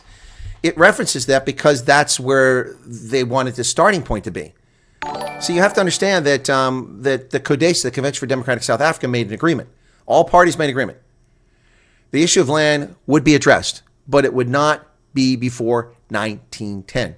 And why was that? For practical reasons. There was no South Africa before 1910. So how can you hold South Africa accountable for something before that? Before that, land dispossession was a result of the Mfecane. It was a result of the Nguni-speaking peoples moving down the east side of the Drakensberg, working their way around the southeast coast of South Africa, coming down the Free State, down the west side of the Drakensberg, displacing Khoi and San peoples, and of Europeans landing in the west coast of Africa and setting up permanent settlement. So land dispossession has been taking place for a long time, and there was no South Africa. There was no South Africa in 1652, in the year 1000. South Africa didn't come into existence until 1910.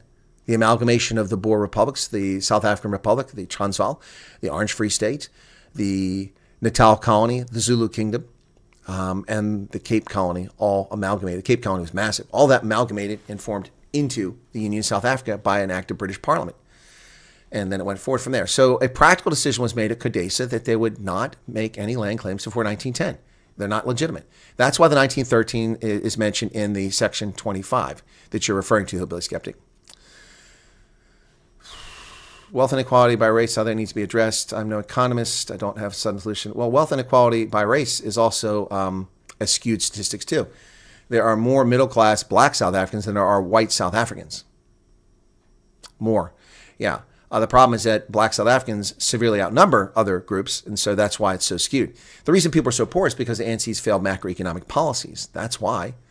Not because of racism, not because of apartheid. Yeah, there are legacies or lingering effects of that, but all of which could have been resolved. See, this is all BS that's being perpetrated by racists and race hustlers because it's a simple explanation. Blame apartheid, blame Jan van Riebeck. Don't take accountability for the theft of trillions of rand from the economy. Don't take accountability for the fact that even 10 years ago, the South African government could manage to build 100 primary schools, but last year built one. Why? Because there's no money. Don't take responsibility for the fact that 6 years after the ANC took over, Eskom was voted the best utility in the world. And here we are 25 years later, and it's probably the worst. All happened on the ANC. None of that has nothing to do. How can Eskom be the best in the world after the ANC takes it over and runs it for 6 years, and 25 years later, suddenly it's Jan van Riebeck's fault? And suddenly it's spatial inequities. Suddenly it's racial. Suddenly it's all apartheid's fault. No. How can the South African government go from a GDP growth of 6.5% under Thabo Mbeki in 2006 to 1% today? Oh, it's apartheid's fault. It's the underlying reasons. That's all nonsense. It's nonsense. Nonsense. People are poor because of the ANC. People are dumb because of the ANC. People have no formal housing because of the ANC. There weren't 40 million black people under National Party. They didn't exist. The total population of South Africa in 1992 was 34 million people. Today it's 63 million people. 31 million or 29 million more people. Those people didn't exist. They weren't in poverty. They've been produced since then under the ANC. And instead of fixing the systemic problems with the country, which existed as a consequence of apartheid and spatial segregation, because of fixing that, they have created a pseudo-mercantilist state, an extraction economy in which very little is put back in the economy, just enough for show.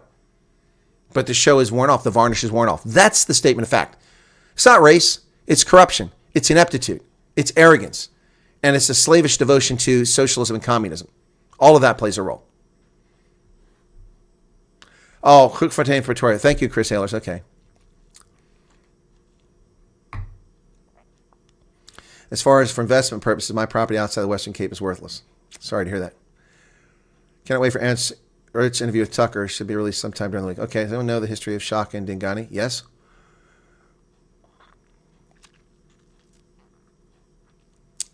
Joe is a good interviewer. People watch him for his guest.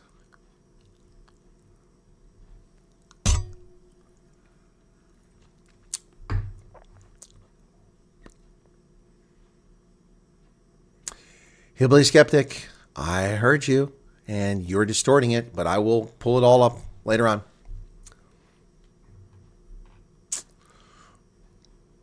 Okay, cool. Have a good night.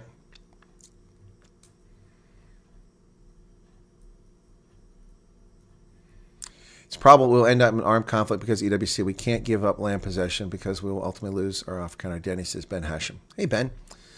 Glad I can join tonight. I haven't had electricity. I'm sorry to hear that, Abby, but yeah, I know it's been going around. Andrea de Jaeger. Every African is waiting eagerly for Trump to make the program active. Not according to the media. It's only a handful of poor, dumb, stupid, lazy, failed Afrikaners, according to the media. According to media.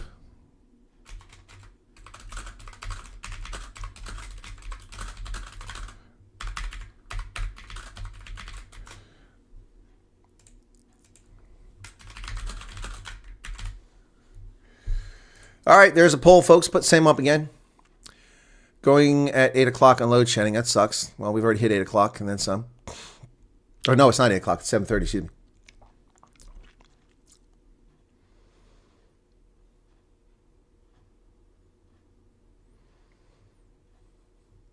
Curious question. What sparked yours in South Africa? Well, Jade and Brown. That's a story I've told over and over again. As a kid, I followed into history and geography and gazetteers and atlases and military history. I read Soldier Fortune magazine, junior high school. Went to high school. I followed the Rhodesia conflict, Angola, Mozambique. I read this book by John Stockwell, which I just got a reprint of. I haven't read this in 40 years, In Search of Enemies, about the support for the FNLA and Holden Roberto in Angola. And so I had an interest in Southern Africa as a consequence of that. And I started following South Africa, became a rugby supporter as a freshman at university in 1982. There were no teams. We had no national side, so couldn't support England, couldn't support France. Settled on South Africa since an interest in Africa, and the Springboks had a storied history. So I became a Springboks follower and supporter, even though I could never see a game in 1982, thereabouts. Then became a province supporter, and then started teaching myself Afrikaans because I already learned German. Shortly after that, I went to Germany in the mid-'80s, learned German, became fluent in it. After I learned German, I started teaching myself Afrikaans in the mid-'80s. And then in the late 80s, I went back to university, 87, and I studied history again, and my focus was on Africa and Southern Africa in particular. And I read some good books one by Joseph Lelyveld, a leftist New York Times writer who had been to South Africa during apartheid. He wrote a book called Beggar Your Neighbor, really good book. And that really got me deep into it, and so it went from there. But I read a book in 1979 or thereabouts when it came out by James Misher called The Covenant, historical fiction, and that's what really sparked my interest. So it all really, for South Africa, started there.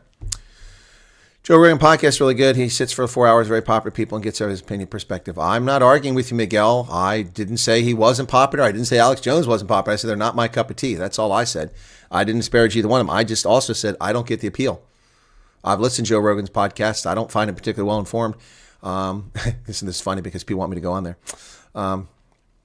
Maybe if I went on his program, I have a different view. But I've listened to his program, and it's never caught my interest. Anybody. So other people love him. He's got 100 million subscribers. I don't have 100 million. I don't even have 50,000 viewers. So I can't compete with that. I'd rather my kids lose their Afrikaans culture than lose their lives. Hey, Rui. Vicky agreed there's no accountability. Yep. RSA government purposely leaves certain issues in place because it suits them. Exactly. Yeah, the land issue is there on purpose. They wanted this to be there, so it's a fallback position for them. Majority don't care how Chris explains the Constitution. If the ANC doesn't deliver, the majority of the MK and EFF will. At one time, a short-lived Boer Republic was established in Natal before 1910. Simon Title Land KZN. Well, what about the Stellaland? What about the other Boer republics that were formed? Lots of them. I think we must put some people, if possible, at ease. The psychological factor is currently affecting some very serious. Can you ask people to calm and take a breather? G-Man, I don't know what you're talking about. You talking about people talking about the refugee thing or just things in general? Every night I ask people to take a deep breath when it comes to refugee thing. So nothing can be done until information comes out. Relax.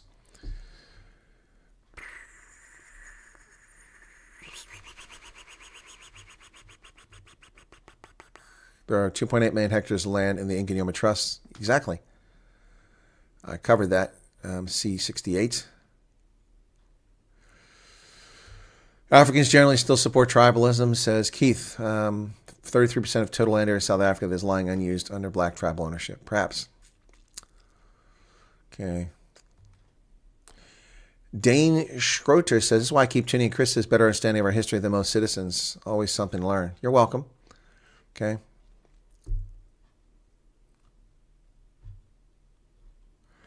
Load shedding is back. 2% tax hike. 3% of top property. Yep. You're right, Cohen.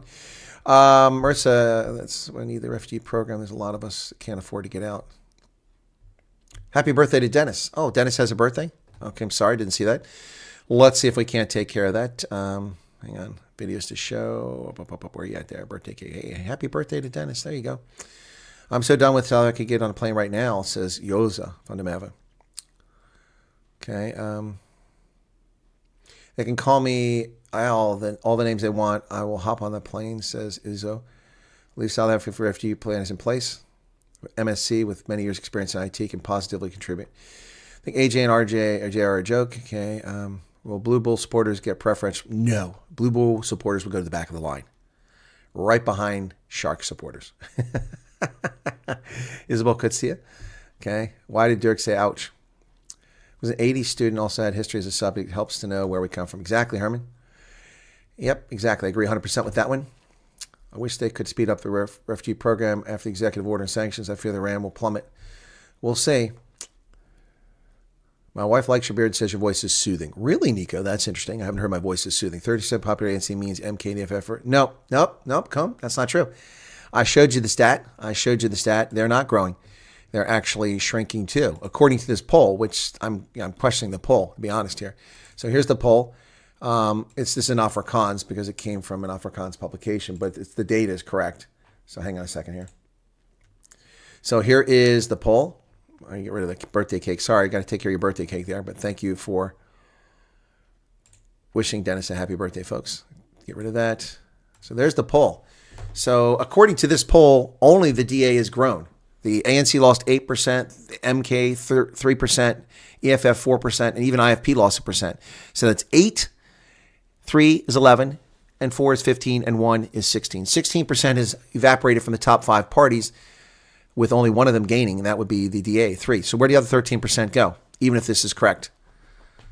Network 24 puts this up. Propaganda 24. So where are they getting this data? From the election to now. So MK and EFF are not gaining support according to that poll. Of course, that might be a self-serving poll. I don't know. I don't know anything about the poll. I don't know the methodology used to create it. I can't say.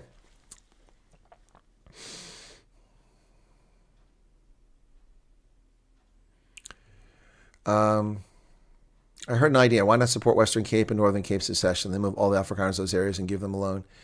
Well, people aren't going to do that. They're homes. I mean, people fought for things. Why would they move? Why, if you built a farm in the northern Transvaal, why would you want to give that up if your family's had it for 150 years? Under a bridge overseas is better than a mansion in South Africa. At least you can live in peace without hate crime. Hey, Colonel, you are just jealous of us blue bloods. What blue bloods, Debbie? I missed something. Before I leave where I live, I had a certain high-profile VIP visiting with family, and wouldn't you know it, there was no load shedding. Of course, it's a miracle. Vote DA is a vote for the ANC, says Ruvani. Shongololo, preserving culture is not for everyone. People should provide for their families first and foremost. Preserving culture is almost like a luxury when you think of people just trying to survive. Yeah, it's a fair point there, Shongolo, because millions of people left their culture in Eastern Europe and Central Europe and Western Europe, and then later from around the world to come to America and to assimilate into America. And very few of them retain their cultural distinctiveness. My ancestors didn't. I mean, my ancestors were English and then Irish and Scots, and then Germans and Swiss and Dutch. And I'm not Dutch, I'm not German, I'm not Frisian, I'm not Scots, I'm not Irish, I'm not Norwegian, I'm not Danish, all of which flows through my DNA. I'm not any of those things. I'm an American. And all of those cultural distinctive things are gone. The things I have that are culturally distinctive are a consequence of those contributions to America. I never went to kindergarten, but I recognize kindergarten. A lot of things I eat are a consequence of things being assimilated into American culture, but they have roots elsewhere. So that's what happens. Your culture disappears, although some cultures survive. I mean, they do. We see Mennonites in Costa Rica who are still Mennonites. Europeans, not marrying Latins there for over a century. We see the Amish here in America. We see the old Spanish families of the Southwest in New Mexico and South Texas and San Antonio and Southern California, who are still those families. Arizona. We see the Mormons, who are not an ethnic group, but a cultural group that are quite consistent. Anyway, so yeah, sometimes they survive, sometimes they don't. Most times they don't. How many elections this year? Neither nor I have taken part in any survey to establish that poll, so I have no idea how they got this idea. I don't know the methodology of the poll, Cohen. I admitted that. People may be excited about the poll, but I'm not. I don't know the methodology behind it. Only ANC voters who necklace jewelry. Oh, good Lord. There are Mormons in Mexico. That's correct, Holden Caulfield. Of course, we know that from Mitt Romney. His family went to Mexico. Stormers are allowed first. That's correct. Oh, yes, Flesh. And I have some Welsh DNA, you know. Yeah, one of my English ancestors was busy, finished with a sheep, and there was a Welsh lady there. So, you know, he took advantage.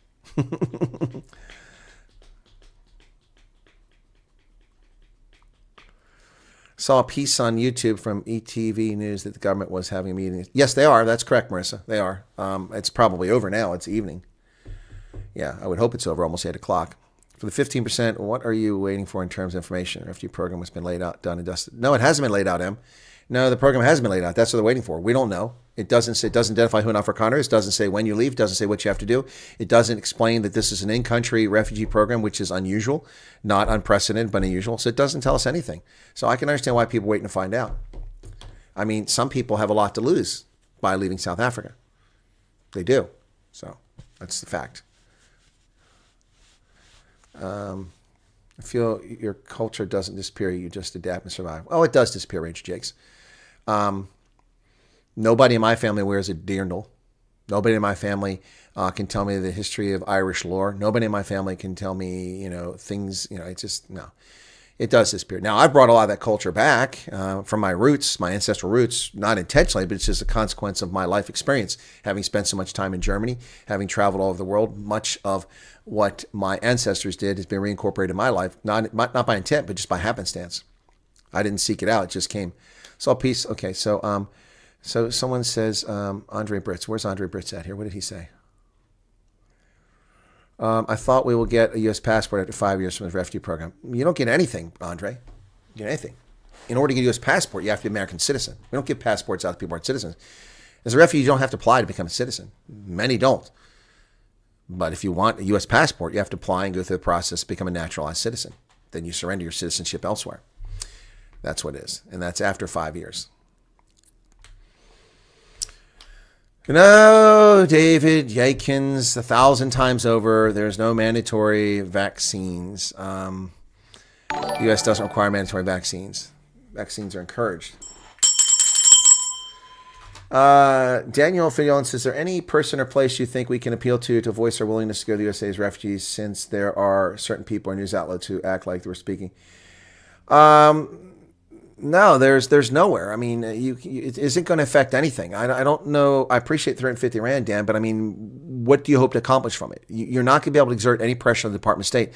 The pressure point right now is Marco Rubio and the Department of State and the Department of Homeland Security under Kristi Noem. That's where this program has to be developed, and we don't know what they're doing. They're busy firing workers left and right every day, so I don't think this is a priority for them right now, even though Trump said prioritize it. So there's no pressure point. You can join the Telegram group and keep up on things. That's a small group. We have 2 WhatsApp groups, but that's just information. But that doesn't express anything. That doesn't go to anybody. I get people sending me stuff all the time. Last night, somebody sent me, I got a couple whistleblowers sending me stuff, and one of them was quite dodgy, so I'm not really sure I'm ever going to engage with that. But this comes from a group in South Africa. It's a letter for the leadership of the United States asking me to deliver this to the government. Well, I mean, they asked me to review it and get my thoughts. So I will review it for them later today after I finish this broadcast, and then I'll give them my feedback about whether appropriate. But getting that letter to someone, Neil DeBeer was coming over here to investigate this. The government's coming over here. So here's a legal proceedings in terms of Act 40. Someone's filed a legal case against the government of South Africa. They sent me this. That's not for public disclosure. People are sending me all kinds of things. But the pressure point is the State Department. And the only way to get the State Department to do something is for the government of Donald Trump to make them do it. You can collapse their servers with too many emails. You can shut down their switchboard by melting it with phone calls, but that's not going to put any pressure on the embassy in Hatfield. That's just going to piss them off. That's why I discouraged people from the moment this thing came out about going to the embassy on the Monday. I said, don't go to the embassy in Hatfield. First off, we have 4 consular sections, one in Durban, one in Joburg, one in Pretoria, and one in Cape Town. But don't go to those places because they're not going to be able to help you. The program doesn't exist. So I appreciate where you're coming from there, Daniel Filion, but I don't know of any place you can put pressure. One thing you could do, because they do talk to U.S. leaders, is go to the South African U.S. Chamber of Commerce USA. You can go there and register your interest and register for updates from them. I'm not advocating or promoting them. We did have Neil Diamond on the program, and a lot of people didn't like him for some reason, but we had Neil Diamond on the program, and they are keeping track. They know how many people expressing interest. That's one place we know where interest has been expressed. Beyond that, I mean, at some point here, I think maybe I need to create some sort of website or polling somewhere and just get people to come on it and see how many people want to express interest there. Maybe on Twitter. I'll do a poll on there or something like that and see how many go. But I mean, the poll on Twitter is not going to convince the U.S. government, but I could deliver that stuff to the Department of State. So anyway, but getting into Department of State is not easy. You have to have a badge. So I'd have to reach out to somebody. And the people I know that work there, I don't know if they're still there. It's been a while. Joburg will hate you, but you're a Stormers fan, says Roy. Okay, cool. Yeah, but your question is about the spicy cough jab, the COVID jab. No, there's no requirement for a COVID jab to come to America. That's ended. Estimates commonly cited around in 2004, lectures such as the Tembisa HIV model, suggests 42 million adults were eligible to vote. Correct, and hardly any voted. 31%. You can inform Joe on what's going on. Joe who? Joe who, Miguel?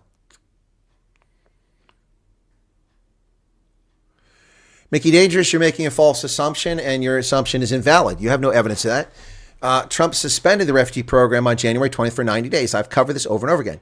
That is correct. No refugees are currently coming to America. 26,367 or thereabouts refugees already approved for resettlement in America cannot come here. From wherever. From Somalia, from Chad, wherever they're at, from Uganda, they can't come here. Trump suspended. However, on February 7th, he issued this executive order, which directed that a program be made to prioritize arrivals from South Africa. It doesn't say that you have to wait 90 days. It doesn't say that you have to wait 3 days. It says prioritize. So based on his executive order, one could legitimately, reasonably infer that the intent is to start the program as soon as they get a program approved by the president. It doesn't take 90 days for that. So you're making a false assumption. Your assumption may be valid, Mickey, but you have no basis for it other than you're inferring. And I'm inferring something very different from this. So either one of us could be right, or we could both be wrong. What if we all tweet Elon and someone asking him to please review it? He doesn't read anything. If Elon Musk read anything, I would be getting promoted by Elon Musk. He doesn't read my stuff.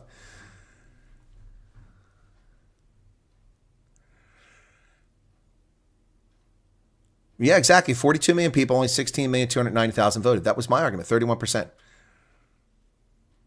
Shelley says we might be looking at 90 days. Why do you think that? Why do you make that conclusion? What's your basis for that? By the way, almost none of you paid attention to the fact that there was an executive order to suspend a refugee program January 20th. I report on that, and no one's paid attention to that. Suddenly now everybody's an expert on it. Maybe you are experts.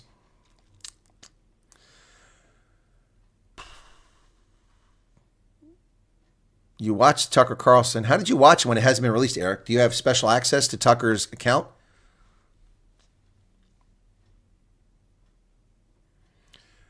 Holden Caulfield says, where's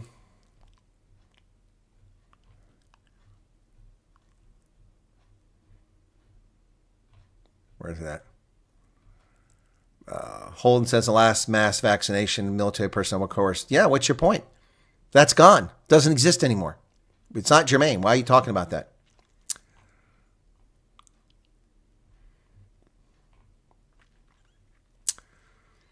K5 Squad, thank you for all your content. Saw a recommended video from YouTube, and now I'm hooked into content. Had my whole family subscribe. Well, thank you so much for that, K5. I really appreciate that. Ronaldo came up with a point regarding annual reports and demographics, and 2 reports that did not mention race at all. Tax and crime. Isn't that interesting? Isn't that interesting? Tax, where minorities contribute disproportionately, and crime, where minorities are disproportionately not represented, to do things that would make them look in a better light. There's no mention of race, but there is for land. And the land one is distorted. There's no mention of race when it comes to land ownership, only for agricultural holdings. Tried to get a loan for a small farm. I was told I could not get a loan as a white man. See, that's discrimination. That's illegal. Half Scottish, half English, 100% American. The British culture is Islamic now. don't know about that, but certainly headed that way. You're a citizen, you're a resident, not a citizen. Yeah. Okay, thanks, Colonel. That is what I meant. After 5 years, we become a citizen. Yeah, no, but Andre, it's important to be specific because people, like just a moment ago, a couple people were talking about, well, we can't have refugee resettlement for 90 days. Where are you deriving that from? That is not stated anywhere. This has no deadline on it. It has no suspense on it. That's part of the problem with the executive order. He should have said 2 weeks. I want a program. Then it would have been done. And we would already have the 2 weeks. That's what I would have done. I also wouldn't have said Afrikaners. I would have said ethnic minorities. But then I'm not the president of the United States. I'm not making those decisions. You still have refugee status when you have a green card. After 5 years holding a green card, you can apply. That is correct, Cohen. You are correct there. When will ants hits the fan, they'll may speed up the process. I don't think so. I don't think so, Warwick. I don't think so. I get your point, though. Maybe Trump will watch it and he'll tell the State Department, where the hell's that program I demanded? That might be true. Okay. If refugee program is halted for 90 no, I just went through that again. It's jumped on me again. Shelley Hepburn, don't ever give your info to the Chamber of Commerce. That's your choice. If you do want to do a website, it's something I can help with. Okay, Jaden Brown, thanks.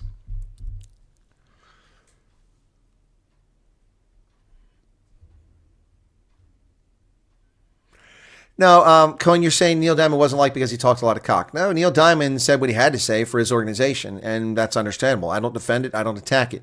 You don't really expect Neil Diamond to come on and say that, well, the government's policies are racist. Do you really think that South African Chamber of Commerce could get cooperation from the government to help South African businesses expand in the U.S.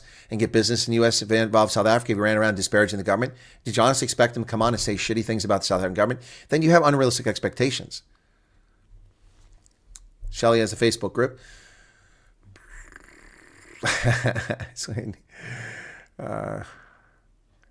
Well, Jaden Brown, it's not Neil Diamond's place to help you get out. It's also not my place to help you get out. That's between you, your maker, and the U.S. government. I'm none of those. I'm not your maker. I'm not the U.S. government, and Neil Diamond's none of those either. It's not his job to help you get out. His job is to facilitate business contacts to grow business so that people can get wealthier and jobs are created on both sides of the lake. That's his job. He didn't ask for people to reach out to them. People just went to South African Chamber of Commerce because they don't know any better. They flooded their servers. They crashed their servers. 17,000 expressions of interest. I'm interested. I want to find out about it because the State Department didn't do their job. People didn't know where to go. Go back to the initial starting of this on February 7th. Where could you go to find information on this? 2 places. By default, people in South African Chamber of Commerce, which was the wrong place to go, and I started talking about it instantly. Within 2 hours, I was online talking about this. There's nowhere else to go. State Department's issued no guidance. All you can do is go to the White House Gov site and read the executive order. You can read Trump's tweet that came from February 3rd, then the executive order February 7th, and you can see his 1.5 minute interview on the tarmac at Andrews Air Force Base. That's it. Trump has said nothing else about this. I know he was signing executive orders and someone asked about it. He said very bad things are happening in South Africa. That's it. That's all you have to go on. So it's not Neil Diamond's job to help you get out of South Africa. That's not his job. It's amazing to me what people think is someone's response. You think everyone, not you. This is not directed at whoever said that. It's not their job to help you. No. He has a different job.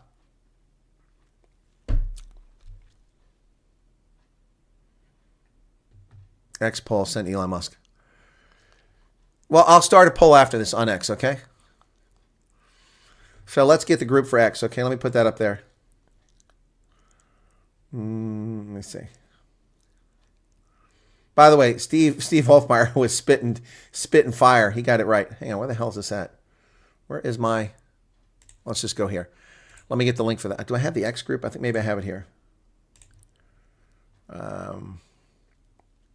That's the embassy. Here you go. Here it is, the X group. So if you want to join this community, you can join my X community, okay? And then but I hadn't started a poll there because the group's not that big. Okay. So you can go join that community. Let me just go see if anybody's going to join it. Now we got 570 people currently here. All right. Communities. X. Nobody's there to join it. I got nobody requesting. Okay. So let me go to the top and see. That group has 638 members. So it's not that big. So I'll just put it in the general folder, not that community. Anyway, particularly ANC will react to being stopped by increasing VAT. Okay, there's a prediction. Gameplay by Elon. Why don't you get Elon here? Are you serious? You think Elon Musk is just waiting around for me to get him on my program? Come on, man. I appreciate the vote of confidence, assuming I have some sort of influence that I don't have. Miguel says, Joe Rogan, when you one day go on his show? Well, I'm not on his show. I haven't been invited. Yeah, no, PK, you got that right. I said 16% of eligible voters voted for the ANC. They have a minority government. Yep. Even 40% is not the minority. The 16% is the minority. Yep. Thank you for that. I've said that in the aftermath of the election. So,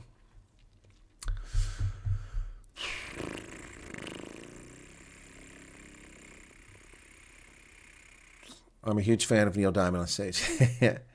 Where it began, hands reaching out, touching me, touching you, sweet Caroline. Good times never. Anyway, just a human being. Black South Africans literally feel entitled, says just a human being. Suspension was first done and dusted, but a week later, Trump signed executive order for Refugee, which was changed to minorities. It wasn't changed to minorities, Omegon. The embassy stated that, so we don't know if that's going to be the case, but we suspect it. How can a country work when you have so many different ideologies? Well, the ideology is a problem. Okay, Karen Janssen from Rendsburg. Went for passports. Did you get it? Errol Musk will join your program. Okay, well, I'll have to do a search. Someone asked me to get him on here. People know what to do. Wait, but we're South Africans can't wait. Everything must happen immediately. You're right, Nico. Suspended all programs and signed the EO for Southern program. Hence, you're assuming the Southern program falls on the suspension. And that's a false assumption. We don't know. It might turn out to be true, but we don't know that. We didn't like Neil Diamond because he was passing on the fact that there was interest due to his inbox being flooded. Then he recommended an attorney, which sounded like jobs for pals. No, that's just good advice. But he's wrong. He's wrong. You don't need an attorney, so don't go to an attorney. But he doesn't want to deal with it. That's not his job. You guys have melted down his servers. So I understand where he's coming from. Not defending him, just stating the facts. Fire your account. We can get our documents in order so long. X gives an error message when trying to join the community. That's not true, Daniel. Well, that's true, but I don't know what the problem is. Some people have that problem. Refresh the page. Refresh the page. You can't join until I give permission. So let's see if anybody wants to join. Okay. Okay. Well, I got no one wanting to join. So, oh, there's two people just asked to join. So there you go. Two people just joined. Okay. So the error is because you can't join unless you're putting a request in. So I don't know why Twitter gives you an error message. Request to join. Request to join. But I have to approve everyone. We're not letting just anybody fly in there. So if you want to join, you've got to request. That's why it gives you an error. So some people just reload and it comes back up. Chris is way too clever for Joe. Question, what's this? Okay, I may have disappeared there. When can we expect your song as a standalone video? LSR001, question 2 part story. I don't see anything from LSR, so.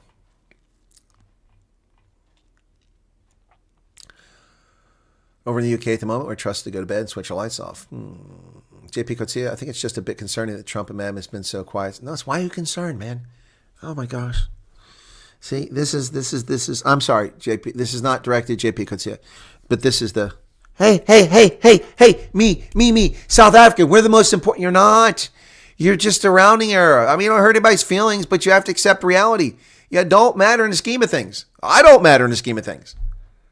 Trump's got bigger fish to fry. You heard of Ukraine, Russia, China, Panama Canal, Gaza, Democrats, out of control rogue judges, Doge. South Africa is way down on that list. Way down on that list. If South Africa was important, Trump would have suspended AGOA. South Africa is not eligible for AGOA. While the South African politicians run around and insult America claiming we put sanctions on, which we didn't do, Trump has generously not suspended AGOA. Give them the chance to shut their mouths and correct their behavior. Nah, man. It's not a long time. 2 weeks, 3 months. And if people are still complaining, you'll be wrong to complain 3 months.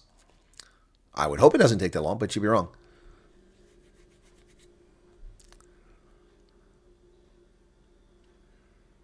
Andrea's saying, what's good if Trump isn't doing it? It gives you time to get a passport. Well, that might be true. I was banned on X because I invited too many people in too short a time, so I was flagged as a bot and wasn't allowed back. Well, that sucks, Cone. Exactly. Why would they respond to a program that doesn't exist? It's silly.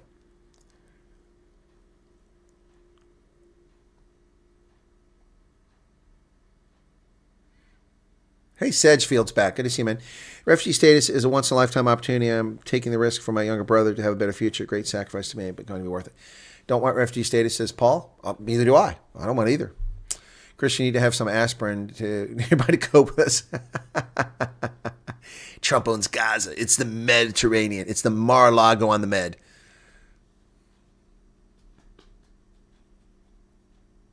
$200 on the long list. Well, the WhatsApp groups are full, and I'm not making more. That's too much to ask of me. So let me go to communities. Okay, I got some more people applying to that. I got 5 more people asking to join. Okay, Ludwig, yes. Monica, Moody, and Amanda. You are all in now. There you go. So, yep. And please subscribe to my channel while you're at, or my YouTube if you haven't done it, or not YouTube, my Twitter if you haven't done it. Appreciate that. And where's the super chat? Oh, my freaking pinched muscle up here. Opinion of the outcome of the German elections. Pretty much exactly what I said, Harold Wolf. Thank you for the 14 rand. Pretty much what I said. I said that the CDU would likely win it, but they wouldn't get 30%. And I said that the AFD would get over 20%, probably in the low 20s. It looks like they're getting 21, so a little bit lower than I hoped for. SPD would be eviscerated. They were. I didn't expect the left to surge and double. That was a surprise for me. They went from 4 to 8%, so they'll be represented in the Bundestag. But the Free Democrats have fallen out of parliament again. It happens. Yep. So, yeah, that's pretty much what I expect. USA is not responsible for anything in South Africa. Our government is correct. That's got you money to sort the passport out. I have my expired passport. Okay, refugee program will happen when it happens. Freaking out won't make it happen any sooner. Graham Kelly, 100%. So that's exactly right. Almost 50,000 subs. Not quite. We're getting there. We're working on it. 256. Oh, not too many during this broadcast. So we're still 744 away. Sorry for some people. No, it's okay, Sherry. It's okay. I understand. Who else is showing this kind of patience, especially while being attacked by black supremacists and racists? Also, leave South Africa. This is the way I'm handling it. It's just funny that people can make their statements and come here, but they actually listen to what's said, and they'll find out they're full of crap. Don't put my life on hold, but I'll carry on. This refugee plan is available. Then I'll take it and go and won't turn back. Says Truth by Willie. Okay. Little Miss Know It All. Wow, you're back. Absolutely loved your video and pics at the end of the live last night. What an awesome life. You were handsome. I was handsome? Little Miss Know It All. I hope you know that I'm known as a devastating, handsome white man throughout Africa. Was handsome. Thank you. That's the song that was one of my viewers put together, one of my newer viewers, using AI, and I put the photos to it. It took me a couple hours to put that all together. That's just a small smattering. I tried to make the photos so they didn't linger too long, went from place to place, and it's mostly sequential throughout life. That's why I started a little picture of me as a kid, and worked it way through. Surge and left support among young porters was disappointing. But if you look at who the young voters are, I see photographs. They're not German. They may be naturalized Germans, but they're not German. They're not German. Yeah, and that's a big part of the support for the left is those people who aren't German. Yep.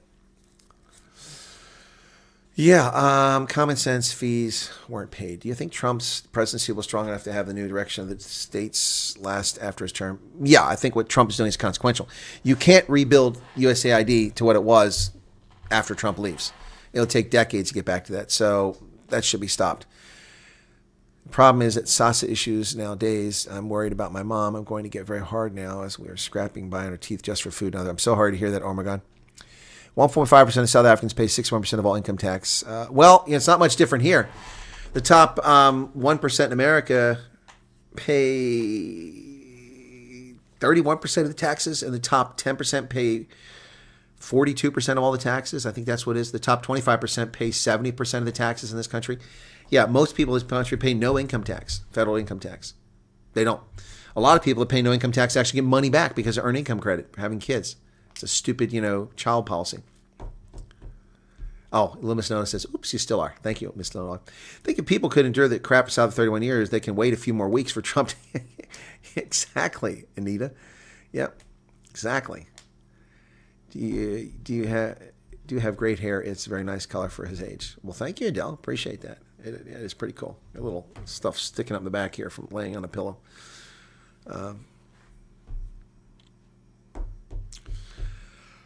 Excuse me. Gordon says, we're so used to African time, which is so agonizing. I'm just chilling. Well, African time means it never happens. So you should be patient. I've been in Africa. You guys, people seem to forget that I spent a fair portion of my life in Africa. For those who don't know about me, who are just here and new to the program, I've lived in Tunisia, Liberia, Botswana, Malawi, Niger, Mauritania, Uganda, and Ethiopia. Yeah. And I've worked in 38 African countries. Why does legacy media lie? Because they're evil people who are making money off of the lies. And people are foolish. They easily believe things. 978,000 South Africans, or 1% of the population, pays 60% of all personal income tax. Yeah. Yeah. Working hard for the green card through marriage. Power might go off here any moment. That's true, because it's 8 o'clock. It's supposed to go off. It's after 8 now.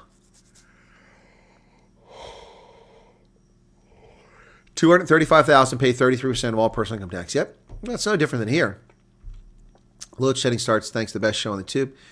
Thank you very much, Danny Fundabag. Live long and prosper.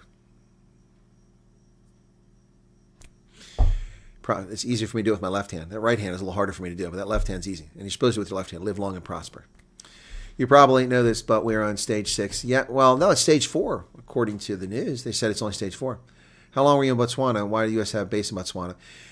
Okay, there is no U.S. base in Vantone. Who told you that, and why do you believe that? What evidence you have? There's no U.S. base in Botswana. We don't have a base there. It's a lie, and I'm getting tired of it. Been hearing that crap for 15 years or more. There's no U.S. base in Botswana. Why do people believe that stupid shit? We've had aircraft sitting at Waterkloof. Does that make it a U.S. base? No. I was in Botswana for 2 years. Where do you get that from? I love how people come up with that stuff. Anton Feldsman, U.S. base in Botswana. Where is the U.S. base? Tell me where it is. Tell me what it is. I know which one you're going to say.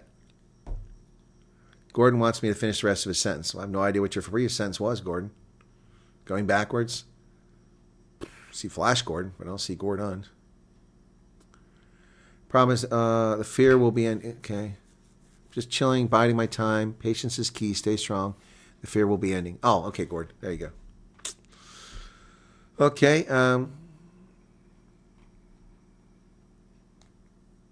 Imagine if it's Pam Bondi that takes the main seat next. Yeah, well, Pam Bondi could be president next, yeah.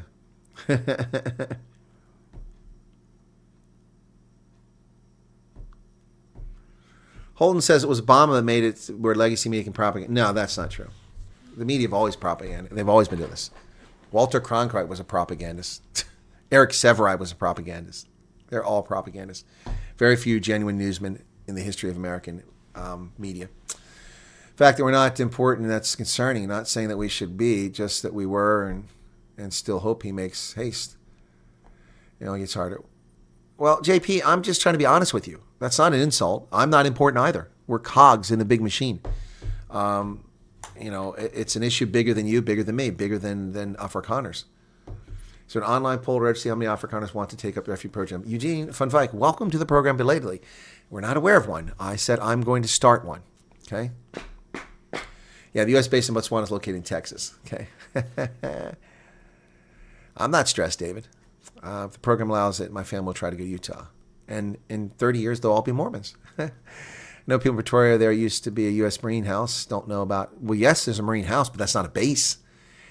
Do you guys understand what the Marine house is? I know Copy used to go to the one in Cape Town. The Marine house is where the Marine Security Guard detachment lives. The Marines are all single, except the Marine sergeant in charge. The sergeant in charge of the detachment is the only one who's allowed to be married. All the rest must be single and on their first or second tour in the Marine Corps.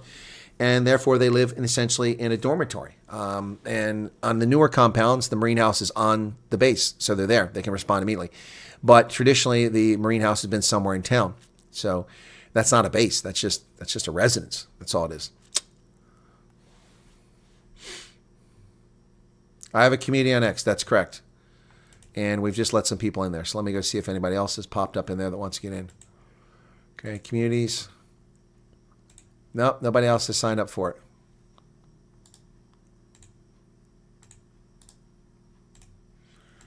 $570 people here, and either a bunch of them are in it, or they're not on X, or they don't want to be part of it. So, anyway, that's there. But I have to prove it for you to get in. Yeah, so Vale, there's still Marine House in Pretoria. I don't know where it's at. I've never been to it. And there's a super chat from Lutke. 140 Rand. Thank you for all your help. You're very welcome. It's my pleasure. Thank you for your super chat. Where did I go on Twitter to join? Well, I just put up there, Nico.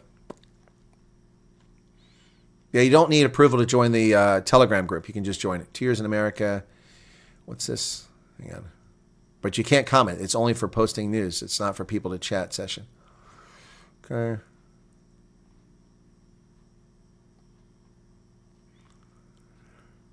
Where is similar to the town of Banff? Banff in Canada? All kinds of places out west like similar to Banff. Oh, we got some super chats coming. As I understand it, the program will likely relocate to a state of its choice, not yours. But I hope we can request a more affordable state. Well, yeah, but if you've got relations or you've been here before or a job offer or something like that, then you can work with them. They'll probably work with you. Well, thank you, Melinda Perkins, for your membership. Yeah.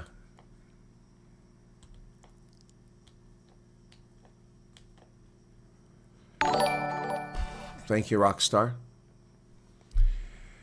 Power came on. Okay, stage 4 in Gauteng. Yeah, well, that's what they're saying. Marine Guard. What was that? In Cape Town, used to shag my school teacher. Okay. Interesting, Paul. Thanks for sharing that. And you're welcome, Luki. The Ascension Island base, I think, was very handy for a raid in Argentina. That's correct. Well, it's because the South Africans reneged. Lord Czar, thank you for your membership. Yeah, the South Africans reneged on the promise. The Cape, they had an agreement, a base agreement to use Simonstown, and the South African apartheid government wouldn't let them use it.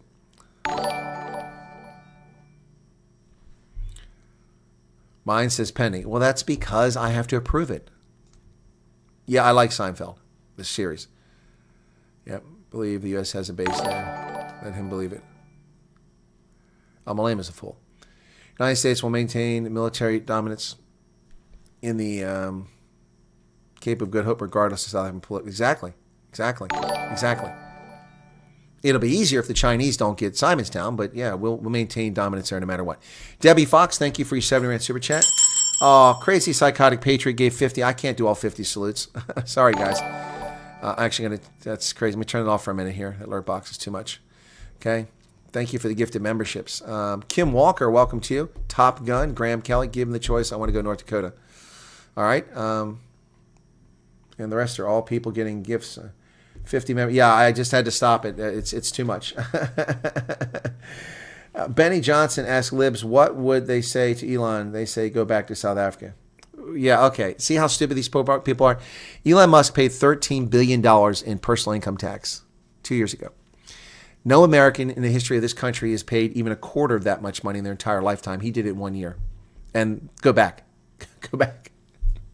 Elon Musk has contributed more to the federal fiscus than every member of Congress, probably in the entire history of the United States. Never mind the thousands and thousands of jobs he's created, the wealth he's created for shareholders. Yeah, these people are idiots. No, my hair is not going to look like Argay Stamen. No, he looks silly. Nope. How were when you joined the military? My son would join the military because of a veteran and my dad. I was 18 when I joined the military, Dirk. I graduated high school at the age of 17. I attended university, and a few months after I was at university, I turned 18. I spent 1 year there, not particularly effective and good results because I wasn't studying. I was running around and not focusing on my studies. And after 1 year, I realized I was wasting my time and other people's money because I was a grant student. I didn't have any money. I was dirt poor, and borrowing money was not a good option. So I'd already borrowed one student loan. So I decided to go in the Army to get money for college and come back when I was ready. And so I enlisted in the Army for the Signal Corps because it was an option. and it sounded technical, and I thought I could have technical skills. Wasn't that technical anyway.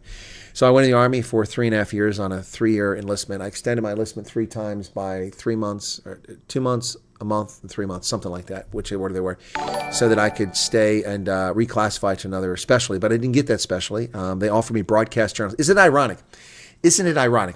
I went for reenlistment in 1985, because I came in 83, supposed to get out in 86. 85, I went for enlistment, late 85. And one of the things they offered me was broadcast journalist. 71 Romeo, that was the specialty. And so you have to do a audition tape. So I had to go to the American Forces Network, which was Armed Forces Network back then, in Frankfurt. Drove to Frankfurt, went into the studio, sat down by the microphone in a radio studio. And the guy says, "Here, read that script." So he gave me a piece of paper, and he said, "I want to get some levels." So I just read it. I didn't put anything into it. Yeah, today in Frankfurt, the E.G. Farben, I.G. Farben did this, yada, yada. So I just read it. He goes, "Okay, thanks." I said, "All right, so we're going to record now?" He goes, "No, I recorded that." I said, "Yeah, but I did just read it." He goes, "No, that's fine. Everybody gets this. You'll get it." So he sent it. Within 30 days, he came back and said, "Not entry-level broadcast material." In other words, I wasn't good enough to be a radio broadcaster or a television presenter. I mean, I watched American Forces Network. The people they had on there were like robots. "Hi, this is Sergeant Charlie Gill for AFN on Ghost House. Our guest tonight is Sergeant Major Dan Devine for First Perscom. Sergeant Major Devine, tell us why soldiers don't want to listen to the Army." Oh. Yeah, it was ridiculous. Charlie Gill, never forget him. So I was apoplectic. I mean, what? So they said, "Well, you can reapply again after 30 days. So I waited 30 days while I was looking at other specialties. I went back, and this time I was nervous. I was nervous because I wanted to be a broadcast journalist. So I read it, and it was stilted. It wasn't very good. So denied a second time. Got out of the Army in 1987 to go back to university to get my degree, which was my original plan, to become an officer and be a leader and be an intelligence officer. So I went back to my original plan rather than trying that alternate path, which is fine. And I was out for just 2 days when I got a phone call from my brother-in-law, who'd married my little sister, and said, "Hey, listen, I'm an engineer down at the WMPO in Middle Point, Pomeroy, the radio station. Your sister said you have DJ experience, that you used to be on the radio." I said, "Yeah, when I was in college, I was on East Green Radio and got some experience making demos and also making public service announcements and spinning the platters and being a DJ and doing sports broadcasts." He goes, "They need someone down here at the station. Would you like to come down and be interviewed?" So I drove down to Pomeroy, which is about 40-minute drive, half-hour, 40-minute drive. And I went into the studio, and the station manager was there, and he's there was a younger guy, I can't remember his name, who was on the air. It's a country music station. Anyway, but they have AM and FM. And so he said, "Go in the booth, sit down with so-and-so." So I went in the booth, and there's 2 microphones. He's got his mic, and I'm sitting here, and he interviewed me. He said, "Hey, Chris, I understand you just got out of the Army." I said, "Yeah, I just came back. I just enrolled in college. I'll be going back to Ohio University, yada, yada, yada." And so when it was over, I walked out of the studio, and the station manager came over and said, "When can you start?" So the Army said I wasn't entry-level broadcast material. But 2 or 3 days after I got out of the Army, I was hired as a disc jockey at a commercial radio station.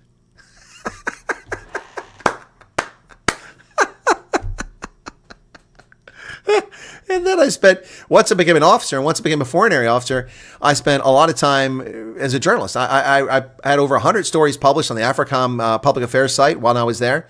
Some of them are gone. They don't put them up anymore. You can still search and find some of them there. And I started doing this after I retired. So it's funny that the Army said I wasn't entry-level broadcast material. You got to love that.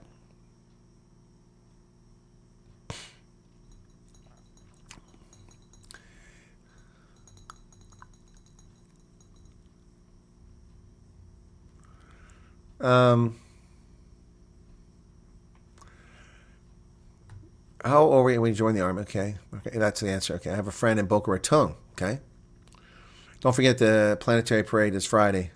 Oh, is that the eclipse? Charmaine, welcome.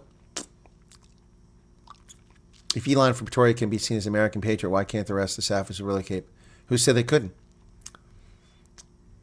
Good evening. Next time you're in Cape Town, please come visit the IPA house in Constantia. What's the IPA house, Steve? I was in Constantia. I stayed in Constantia last time. In fact, Paulie came by and linked up with me. I got to my place I was staying for the night, which was weird. This is the first place I ever parked in South Africa. I had to park the car on the street. They didn't let me park it inside. Their garage was full. So I'm like, wow, I hope it's safe here. I had my hire parked on the street. I was a little nervous about that. I just not something you do in South Africa. But it was a lovely place. I spent the night there. Big room. It was very nice. Yeah. Did a live stream from there. And Paulie came over and went out to dinner. But everything was closed. We went to like a Spur or something like that. 35 Rand. Lining up for dates.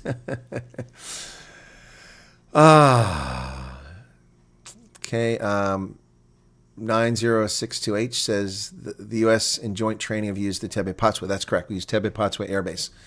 We also provided funding to build it. That's where the myth comes from. So the myth comes it's American based because the Americans gave Botswana money and so they own the base. No, we gave them funding to build the base. That's correct. Quagga can't see himself leaving. Truly hate what's happening here. Well, I don't disagree with you. Botswana has a lot of military bases. You're a Boer at heart, real grit. We know what forces broadcasters were like. We've watched Good Morning Vietnam. No, they weren't like that. He was very different. He was very different, very different. Afrikaners need to live in areas where they are the majority, says Hillbilly Skeptic. Pierre Rousseau is back. Okay, RS, imagine how different life would be if you hadn't joined the army. Yeah, I don't know how it would have gone. Yeah, I mean, what I made of it. I was at Home Affairs last Friday. Senior citizens, including white pensioners, sat an Indian lady, were made to wait while the young black individuals were prioritized. See, that's just bogus racism there. But that also might be your impression. Maybe there's something else going on. Maybe they're part of a group. Rather pay tax in the country was my best interest at heart. Yep. Have you interviewed Neil DeBeer? Oh, my goodness. Mr. Cronier. Yes. I am the journalist who has covered him from the outset of the formation of the UIM and who has talked to Fatima Abdul and also other members of that party I've interviewed. I've had lunch with Neil on occasion. I've coffee with Neil on occasion. When he was still coming to America, I was going to see him this coming week or so, but it looks like that's not going to happen now. I was at Tigerberg Valley when he launched his UIM campaign for the election in 2023. Yes, I've interviewed Neil many, many times. He was on here recently. Neil was just on here recently. Let me go find that.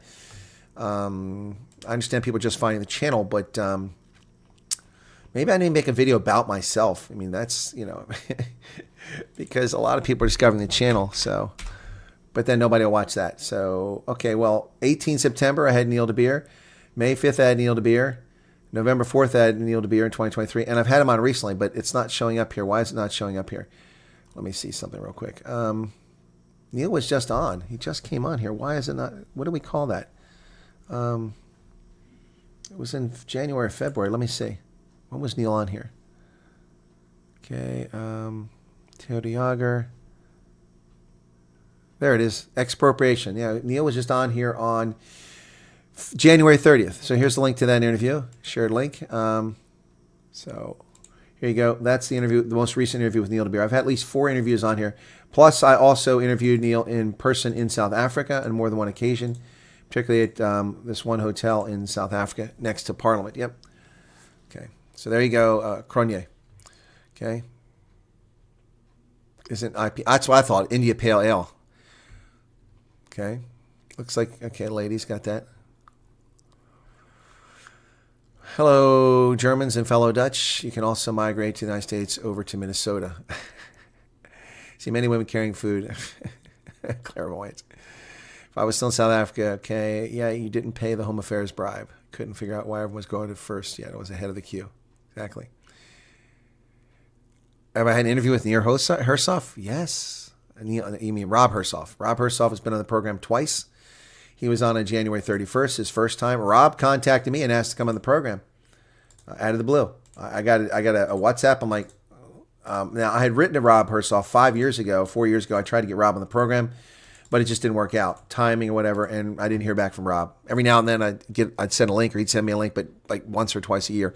And then out of the blue, I get a message from Rob Hersoff. That's why I knew who it was. And he said, hey, I'd like to come on your program. So that's that link. That was Rob the first time. And I just had him on again from London just this past week. Rob was on the program last week from London. So let me find where he's at just the other day. So that's the first link with Rob Hersoff. Here's the next one. So Rob will probably be on the program again. We'll see. So those are all under the Indaba conversation with Chris. Okay. And I'll double check to make sure they're all filed properly. Latest poll proves ANC is 32%. They officially asked businesses to cut production with 30%. What next? Well, that poll, I question its authenticity, but yeah, that's the latest poll.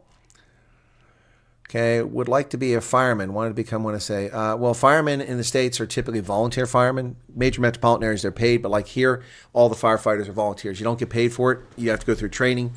They'll typically pay for the training, but they raise money through events like Wellsville, which is a town located about 15 or 20 kilometers away. Small little town. Wellsville has a big fire department, and they have potluck dinners, and they have big events with gun raffles and lotteries and bingo a couple of times a year to raise money. They raise a lot of money, a lot of support for that fire department, all volunteers. You know what's happening this coming weekend, Stormers versus Bulls. What do you think? I think that the Stormers are going to disappoint me again. Yep. Not sure why a billionaire would want to live in Hermanus. Hermanus is okay. Thank you. Yeah, I like my passion too. Yeah. Thank you, Kieran. I hope you're doing well too. We need to do a share push to get Colonel White 50,000. Looks like a good secret people want to keep to themselves. Yeah. I know my original viewers that have been here for a long time probably feel a little left out, but I'm certainly going out of my way to make sure that I keep all the OGs involved. Yep. So I'll do well if my videos start hitting 100,000 again. That would be great. That was exciting stuff. Yeah, please share Play 24. It'd be nice. So it's interesting. Tis Fun Stad, and welcome to you. If you get Rob Hersov, then surely you can get Elon Musk. Really? Well, Rob promised me Gate McKenzie, but Gaten's busy. I haven't got Gaten yet. So anyway,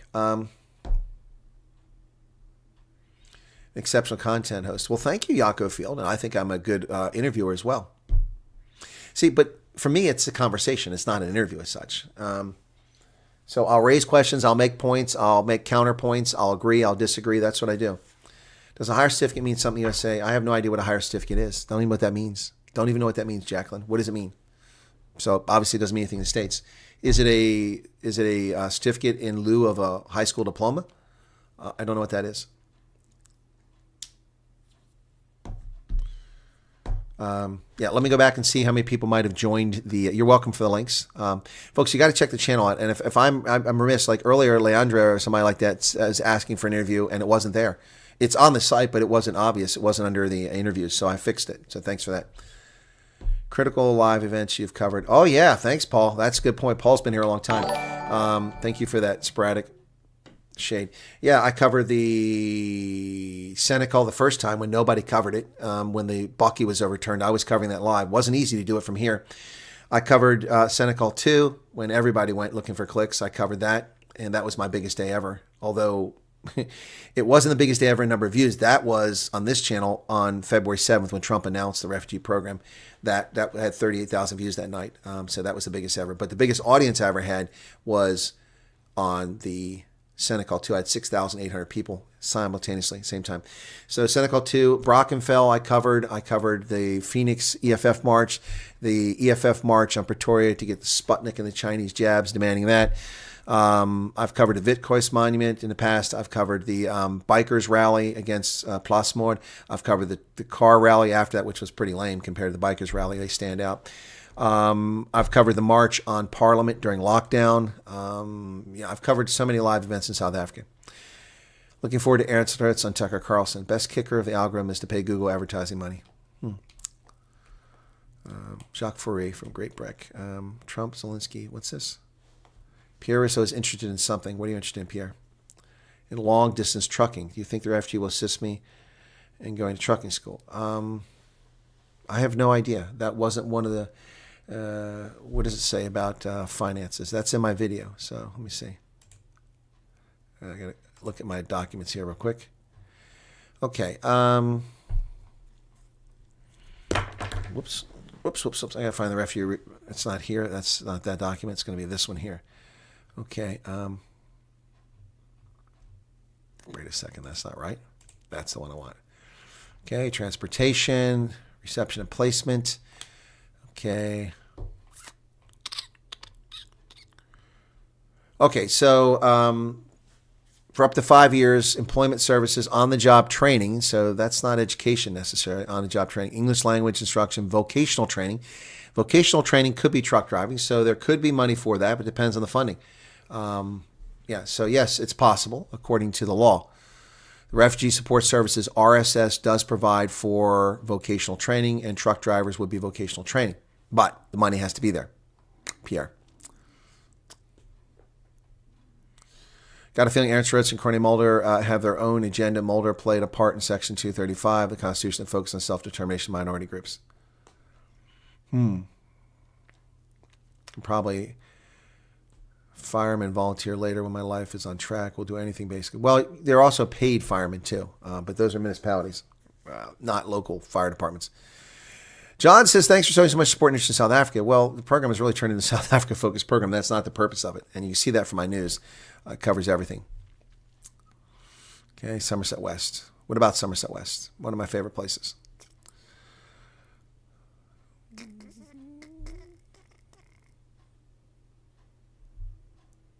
Well, Pierre, I answered your question, so why are you saying, but thanks?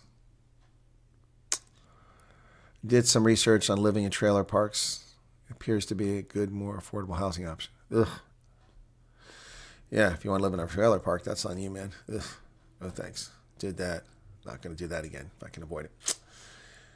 One of the very good friends, Mike West, super soldier from Rhodesia. I know who Mike West is. I don't know him, but I know who he is.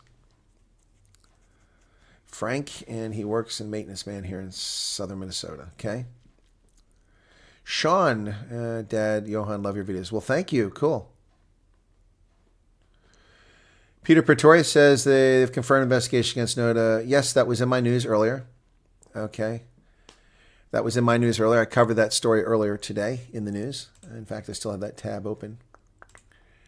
Here it is. This is the media statement. South African Human Rights Commission is aware of the episode on Hustler's Corner, published on YouTube on the 17th of February, where Mr. Nota Boloy made several statements expressing views on white people. Notice they don't call it racist. They called Ronaldo's comments racist. They prejudged it. The Commission confirms that its Gauteng provincial office is open in its own court investigation. The Commission also confirms receipt of several complaints against him. Yep. The Commission wishes to remind members of the public that the right of freedom of expression is not absolute. Hate speech and the propagation of war and imminent violence videos are prohibited. Podcasts are not excluded from these limitations. Yep. Podcast owners and guests are subject to the Constitution and all applicable laws. Well, yes and no. Not non-South Africans. Not subject to it. Not subject to it. Anyway. Do you have any knowledge on machinist toolmaker programs? No, I have no knowledge on Yahoo. You can do a search on that online. Vocational schools all over the country provide those services. I'm not in a vocation such. For many South Africans not going back on the H-2 visa because they don't want to work that hard for 7 months straight. Never heard such a thing. Doesn't explain how 100,000 people. What's your favorite fast food? I don't know. I like pizza.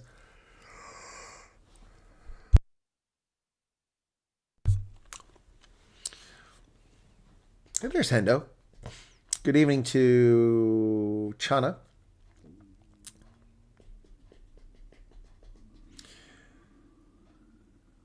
Cyrus Brokers. You're 67. Why wouldn't you be? I've answered this question many times, but I'll answer it again. Refugee is not immigration. You need to get that out of your head. People are walking around here with the mindset you're immigrating to America. You're not an immigrant. You're not welcome here as an immigrant. You didn't apply to come here as an immigrant. If you go in a refugee program, you're allowed to come here because your life is in peril.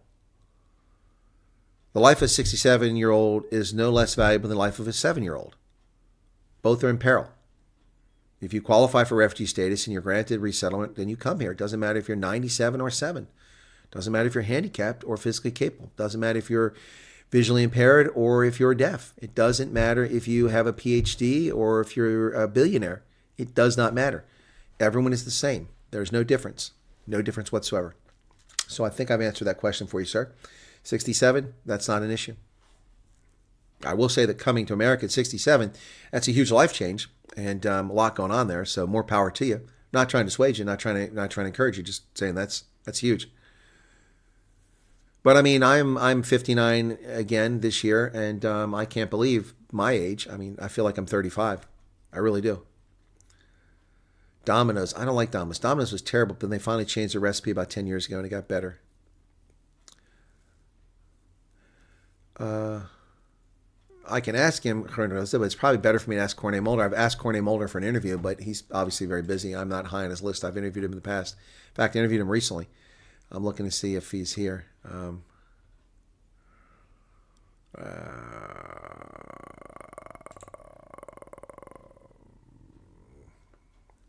Here's a question I was asked. So I'm going to address this because this is, for me, a silly question, but not a silly question for the person asking it. If refugees are resettled in the U.S. during this year, will they be registered voters in 2028? No. No. No. See, again, only citizens can vote. You can't vote in this country if you're not a citizen. There are Democrats trying to illegally get away with that, but you cannot vote in this country unless you're a citizen. If you came to America today on March 1st, 2025, okay, you could apply for citizenship after 5 years. So in March of 2030, you could apply for citizenship. Even if you're at the front of the queue and they process the paperwork and get it done, you wouldn't be done probably in time for the November election. So you're not going to be able to vote for 6 or 7 years probably at the earliest if you become an American. Well, yeah, the pain was there when I started, but now it's not. It's gone away since I sat here. So good afternoon. I hope this finds you well. I'm a white South African born in Afrikaans mother and an English father. Do you reckon I qualify? Well, why wouldn't you? Why wouldn't you? It depends on what they define as an Afrikaner, but yeah, I could see why. I mean, I don't see a problem with that. Yes, Roman's pizza is my favorite pizza. Are there any opportunities to win? Oh, are you serious, Derek Botha? Oh, dear God. You guys kill me with these questions. Civil engineer jobs. Okay. Near me.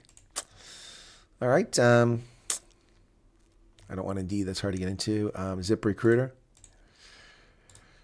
Department of Transportation. Okay, Zip Recruiter. Let's just go to a couple of these, okay? ZipRecruiter, one of the big recruiting job sites. Average salary is $74,000 a year here in Pennsylvania. Civil engineer, Liberty Personal Services, Allentown. There are 900 civil engineering jobs in the Pennsylvania area around me. 900. Wastewater civil engineer in Philadelphia. Civil engineer in transportation for the state of Pennsylvania, $88,000 a year. Civil engineer in Doylestown, $85,000 a year. Municipal and civil engineer in Carnegie, $120,000 a year. Civil engineer in Williamsport, $110,000 a year. Civil engineer in Mount Joy, $95,000 a year. Intern civil engineer, Hydraulics Army Corps of Engineers in Pittsburgh, $99,000 a year. With the state, okay, it doesn't list here. You got to click. That gets you there. State of Pennsylvania. Does that answer the question? There are jobs everywhere. It doesn't matter what your skill is. It doesn't matter. There are jobs here. You do not get citizenship in 2 years, face. That's false information. You do not. If you serve in the U.S. military and you serve 3 years of no disciplinary action in the military, you can then apply for citizenship. No one gets it in 2 years. That's nonsense. That's not true. 3 years. And it's not guaranteed, but it usually happens.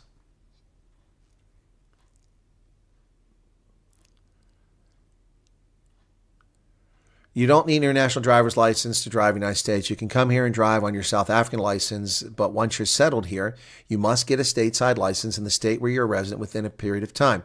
Every state has a different law. Some states it's 30 days, most states it's 60 days, some states it's 90 days. But if you do not get a U.S. driver's license, you will be cited and fined if you're pulled over for driving on a South African license after you've become a resident here. You're given a reasonable amount of time.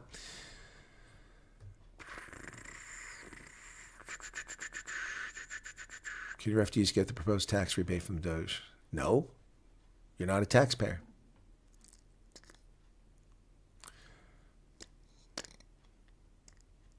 Yeah, international driver's license is useless. Your national driver's license is contingent on your national driver's license. So it's only good as long as your South African license is good, and they're typically only good for 1 year. That's it. So it doesn't do any good. Nobody cares about a national driver's license. A cop pulls you over. Most of them never even seen these before. Overpriced debonaires. Ugh.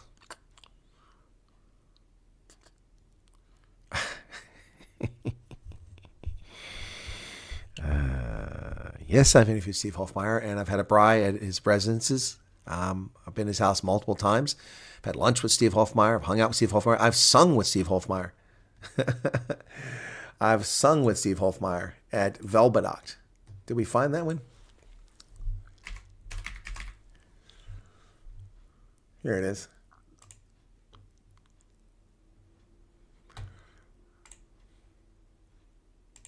Colonel. I want to call you Colonel all the time, but you can tell me I can call you Chris. It'll be great. No, that's great. I was going to bring that up too. You served in the old South African Defense Force back in the early 80s, if I'm not mistaken. Yep, that's 5 years ago. And then just 2 years ago at Velbedocht, I sang with Steve Hofmeyer. Yep, which I couldn't put on YouTube because I got a copyright claim. Ironic, isn't it? I think it's not in this one here. Somewhere I found that the other day and played it. Anyway, yep. But I can't sing, but Steve had me sing. Yep. So this was after the concert. When I went live after the concert that night back at my lodging in Wellington. Folks, welcome back. This is Chris live in Wellington, South Africa. Who's that, Myra? Hey, Myra. How's it going? So the light's kind of there. Hopefully I can block the light with my head. So it turned out to be pitch dark in this room. So welcome back. Good evening, folks. It is Sunday, the 5th of February, 2023. It's Night Owls, and you have found it. Well, one of you has anyway. Maybe some more will find it shortly, but one person has found it so far. Welcome, Ira. Good to see you there if you're still here. And wow, what an absolutely epic evening, ladies and gentlemen. All I got to say is that, you know what? When you listen to performers, it's important. Whoops. Winds are blowing shut around here. Big wind here in the Western Cape, blowing really hard. I had the windows open to get some ventilation in here, cool the room down. When you listen to musicians, it's one thing to listen to them recorded, it's quite another to listen to them live. It's interesting because a lot of musicians are better recorded and terrible live. Let me tell you something, ladies and gentlemen. Steve Hofmeyer is absolutely freaking epic live. If you're not a Steve Hofmeyer fan, you should be. Oh, man. I don't mean to sound like a fanboy, but I'm telling you, it was absolutely amazing. It was, wow, all I got to say is that 2 hours he performed, and it felt like 15 minutes. It felt like 15 minutes, folks. It was unbelievable. For those who haven't seen the groups, guess who sang with Steve Hofmeyer tonight? That's right. He called me out. I didn't catch all of it on the video, I don't think, because I was moving the camera and reset it. But he mentioned me and said, talked about what a great supporter I am of South Africa, the South Africans and Afrikaans. And then he started singing the Green Beret song. And he said, get up here. You need to see what a soldier looks like. Called me up on stage. And I went up on stage and said, come on, sing along with me. So I sang a verse along with him. And honestly, it wasn't that bad. I thought it was going to be horrible, but it wasn't that bad. So yeah, silver wings upon their chest. That was epic, unbelievable. What an incredible experience by Steve. I was out before the concert because I interviewed Skalk Berger. And well, thank you, Ansit. I hope you saw it. So there you go. So I sang at Velbedocht with Steve Hofmeyer in his concert. Yep. So that was pretty epic. I wasn't expecting that. Wow, we really dropped off here, down to 429 people there. Okay, I'm going to close the poll. It's down to 73%. So, well, no, I'll leave it up a little bit longer. It's 894. What do you do? What do you do to go from white hair to gray hair? Are you Benjamin Button? I have no idea what you're talking about. Okay, these questions that people are asking here, go watch the videos. I'm not going to entertain them today. We do this far too often. So watch the financial one. That answers questions about that stuff. So refugee financial assistance, get a shareable link. It's all there. Quit shortcutting stuff and watch the video, folks. Then you can replay it. You can pause it. There's no confusion. There's no interruptions. Just go watch it. There's the answer right there. Go watch that video. Okay, asking again. I don't like Burger King. For years, I would go to Burger King. Within 20 minutes, I'd have to go to the toilet. They changed something in the recipe, and it's fine. Burger King's okay. Not my favorite. Wendy's has gone downhill, but it's still pretty good. I'll have to hear you sing. No, I can't sing, Heidi. It's terrible. I scare cats. Which wind is worse, Cape or Wyoming? Cape was pretty bad. You could put that video in Dropbox. We could download it. I could do that, yeah. Let me see if I can find that.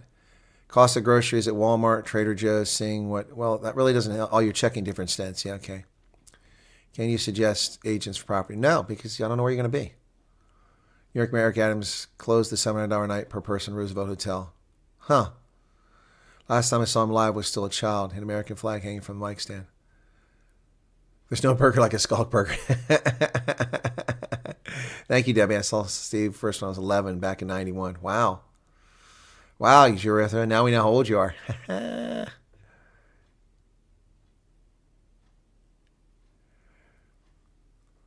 I gotcha. Rocco Mama's is, yeah, Rocco Mama's okay. I was at Rocco Mama's in a few places, but Pearl, I was at a Rocco Mama's. Almost the only person in the restaurant, had service all to myself that day.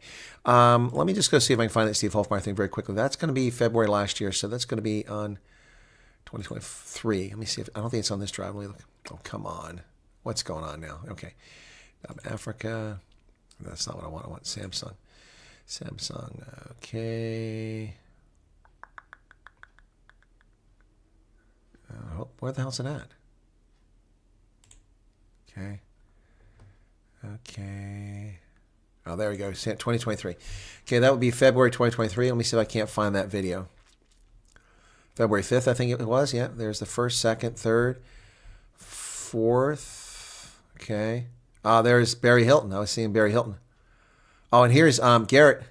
This comes with a little bag. This Blow Pro. Detachable barrel, because I've sold these now to Switzerland, to Germany, to Austria, to Australia, to England.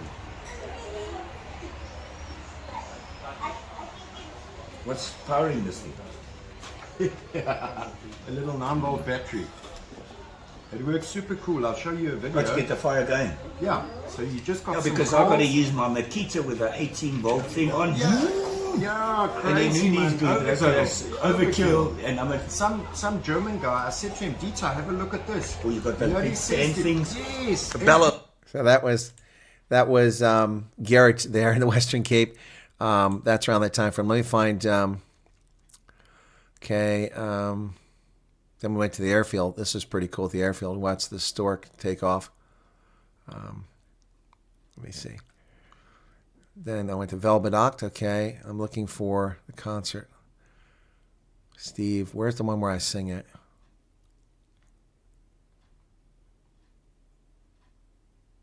I think this is it. Fearless men. Yep. So this is Steve. I'm going to jump ahead so I don't get a copyright claim. This is Steve singing. It's a cover song. Shouldn't be a copyright, but Steve sings this. Who jump and die and knew me. So this is Steve singing that. And then at some point here, okay, I think this is where it starts. Let's see. Nope, that's not it. Hang on. YouTube will give me a copyright claim on this.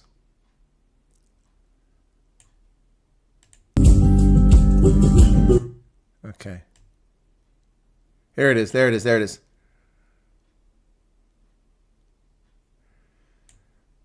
I need you on stage. You gotta see what a soldier looks like. It's an officer, soldier, from in America. Yeah, so Steve called me up on stage there. It was pretty wild. Yeah, pretty wild. That was it. This way. Yeah, that's pretty wild. Pretty wild day. I wasn't expecting that. Steve called me up on stage. Billy B, question answered thousands of times. You can travel anywhere except the place you fled from. Yeah, I don't drink coffee. Okay. Good night, Graham.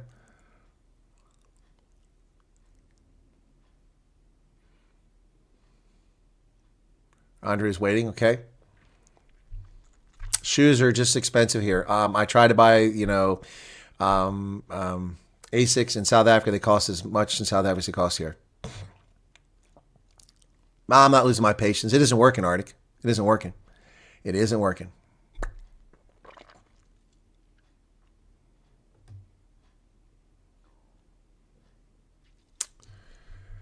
Cops in the USA also very different. Tried to look at the documentary Wind of Change, but there are so many. Yeah, it's hard to find it, Jan. That's why I finally found a link to it, but the video wasn't there. Wind of Change. It's a brilliant video. I've got to. It's not on YouTube, unfortunately. It's from the Australian Broadcasting Corporation, if I remember correctly, in the 1960s. And I've got to borrow it from the Army War College. They have it on DVD there. Yep. Yes, I do drink tea. I do drink tea. I don't care for it that often, but I do like it. So I need to upload that up on Twitter tonight. Okay, let me go back and add people who might have joined the Twitter. Anybody else join the communities here? Okay. Well, nobody else has asked. So, and there's another super chat from Imagine Cakes and Treats. Thank you so much. That 40 Rand. Appreciate that. Yep, nobody else has joined. Neil Oliver. The Downward Spiral, South Africa. Who is Neil Oliver? Am I subscribed to him? Nope. No idea. No idea who that is. All right. Yeah, Green Leader would be great. Is that guy still alive? Is the War College you work at let go of any instructors due to budget? No. They haven't. But they used to have a lot of jobs listed, but they pulled the jobs. I don't know if they filled them or what. Okay. Now, it's not strange how price of stock goes up when shares when people are fired. It's lower cost and higher profit for corporation having fewer people. I don't need a hug. Do you need a hug? Yeah, I'll put it on Twitter. Because I can put it on Twitter. I can't put it on YouTube. I'll get a copyright claim. It's a cover song. You can sing cover songs. But YouTube gave me a copyright claim when I posted on YouTube. It was very irritating. So, all right. I'm going to wrap it up here, folks. Almost 3 hours, 409 people, 7,000 people, 42,000 subscribe peeps. Get the people who do not vote to vote. Johan Meinhardt. Okay, so everyone that's new here, subscribe to the channel. Yep. Tertius. There's always opportunities in the building industry.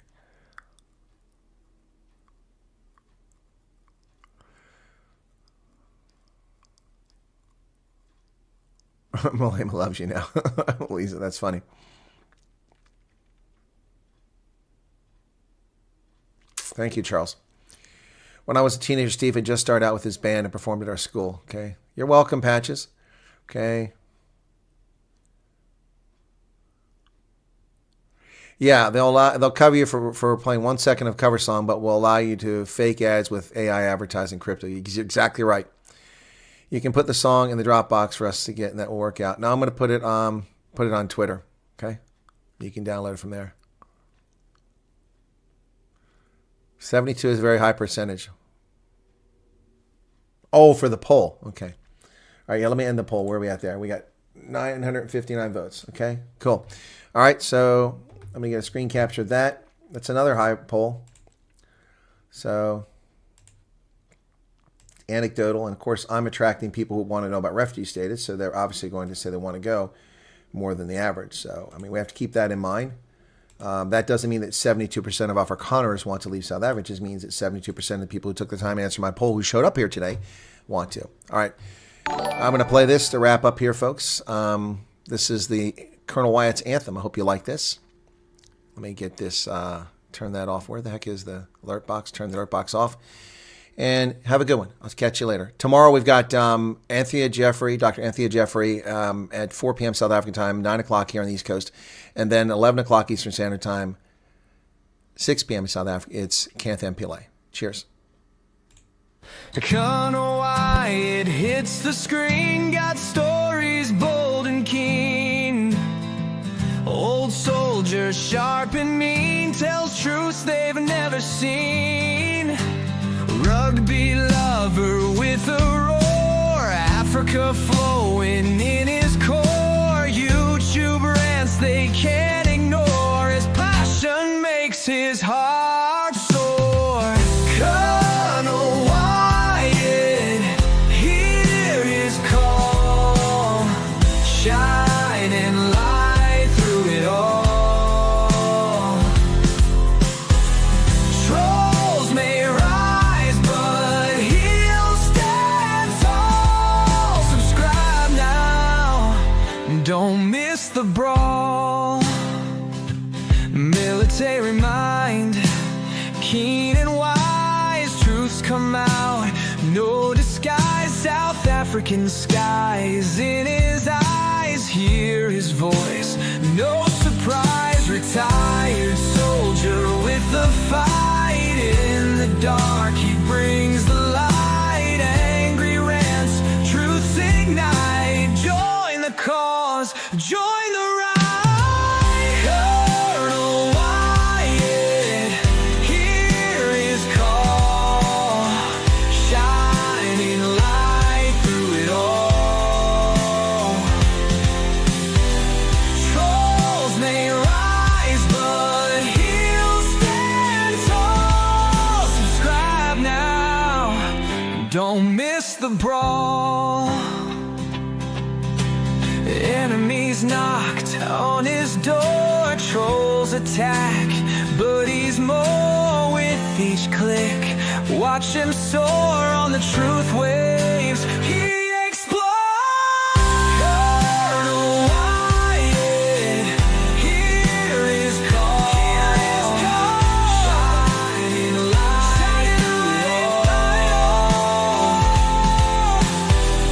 Trolls may rise, but he'll stand tall. Subscribe now, don't miss the brawl.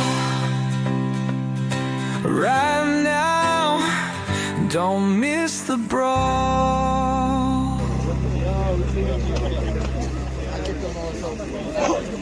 Take a picture.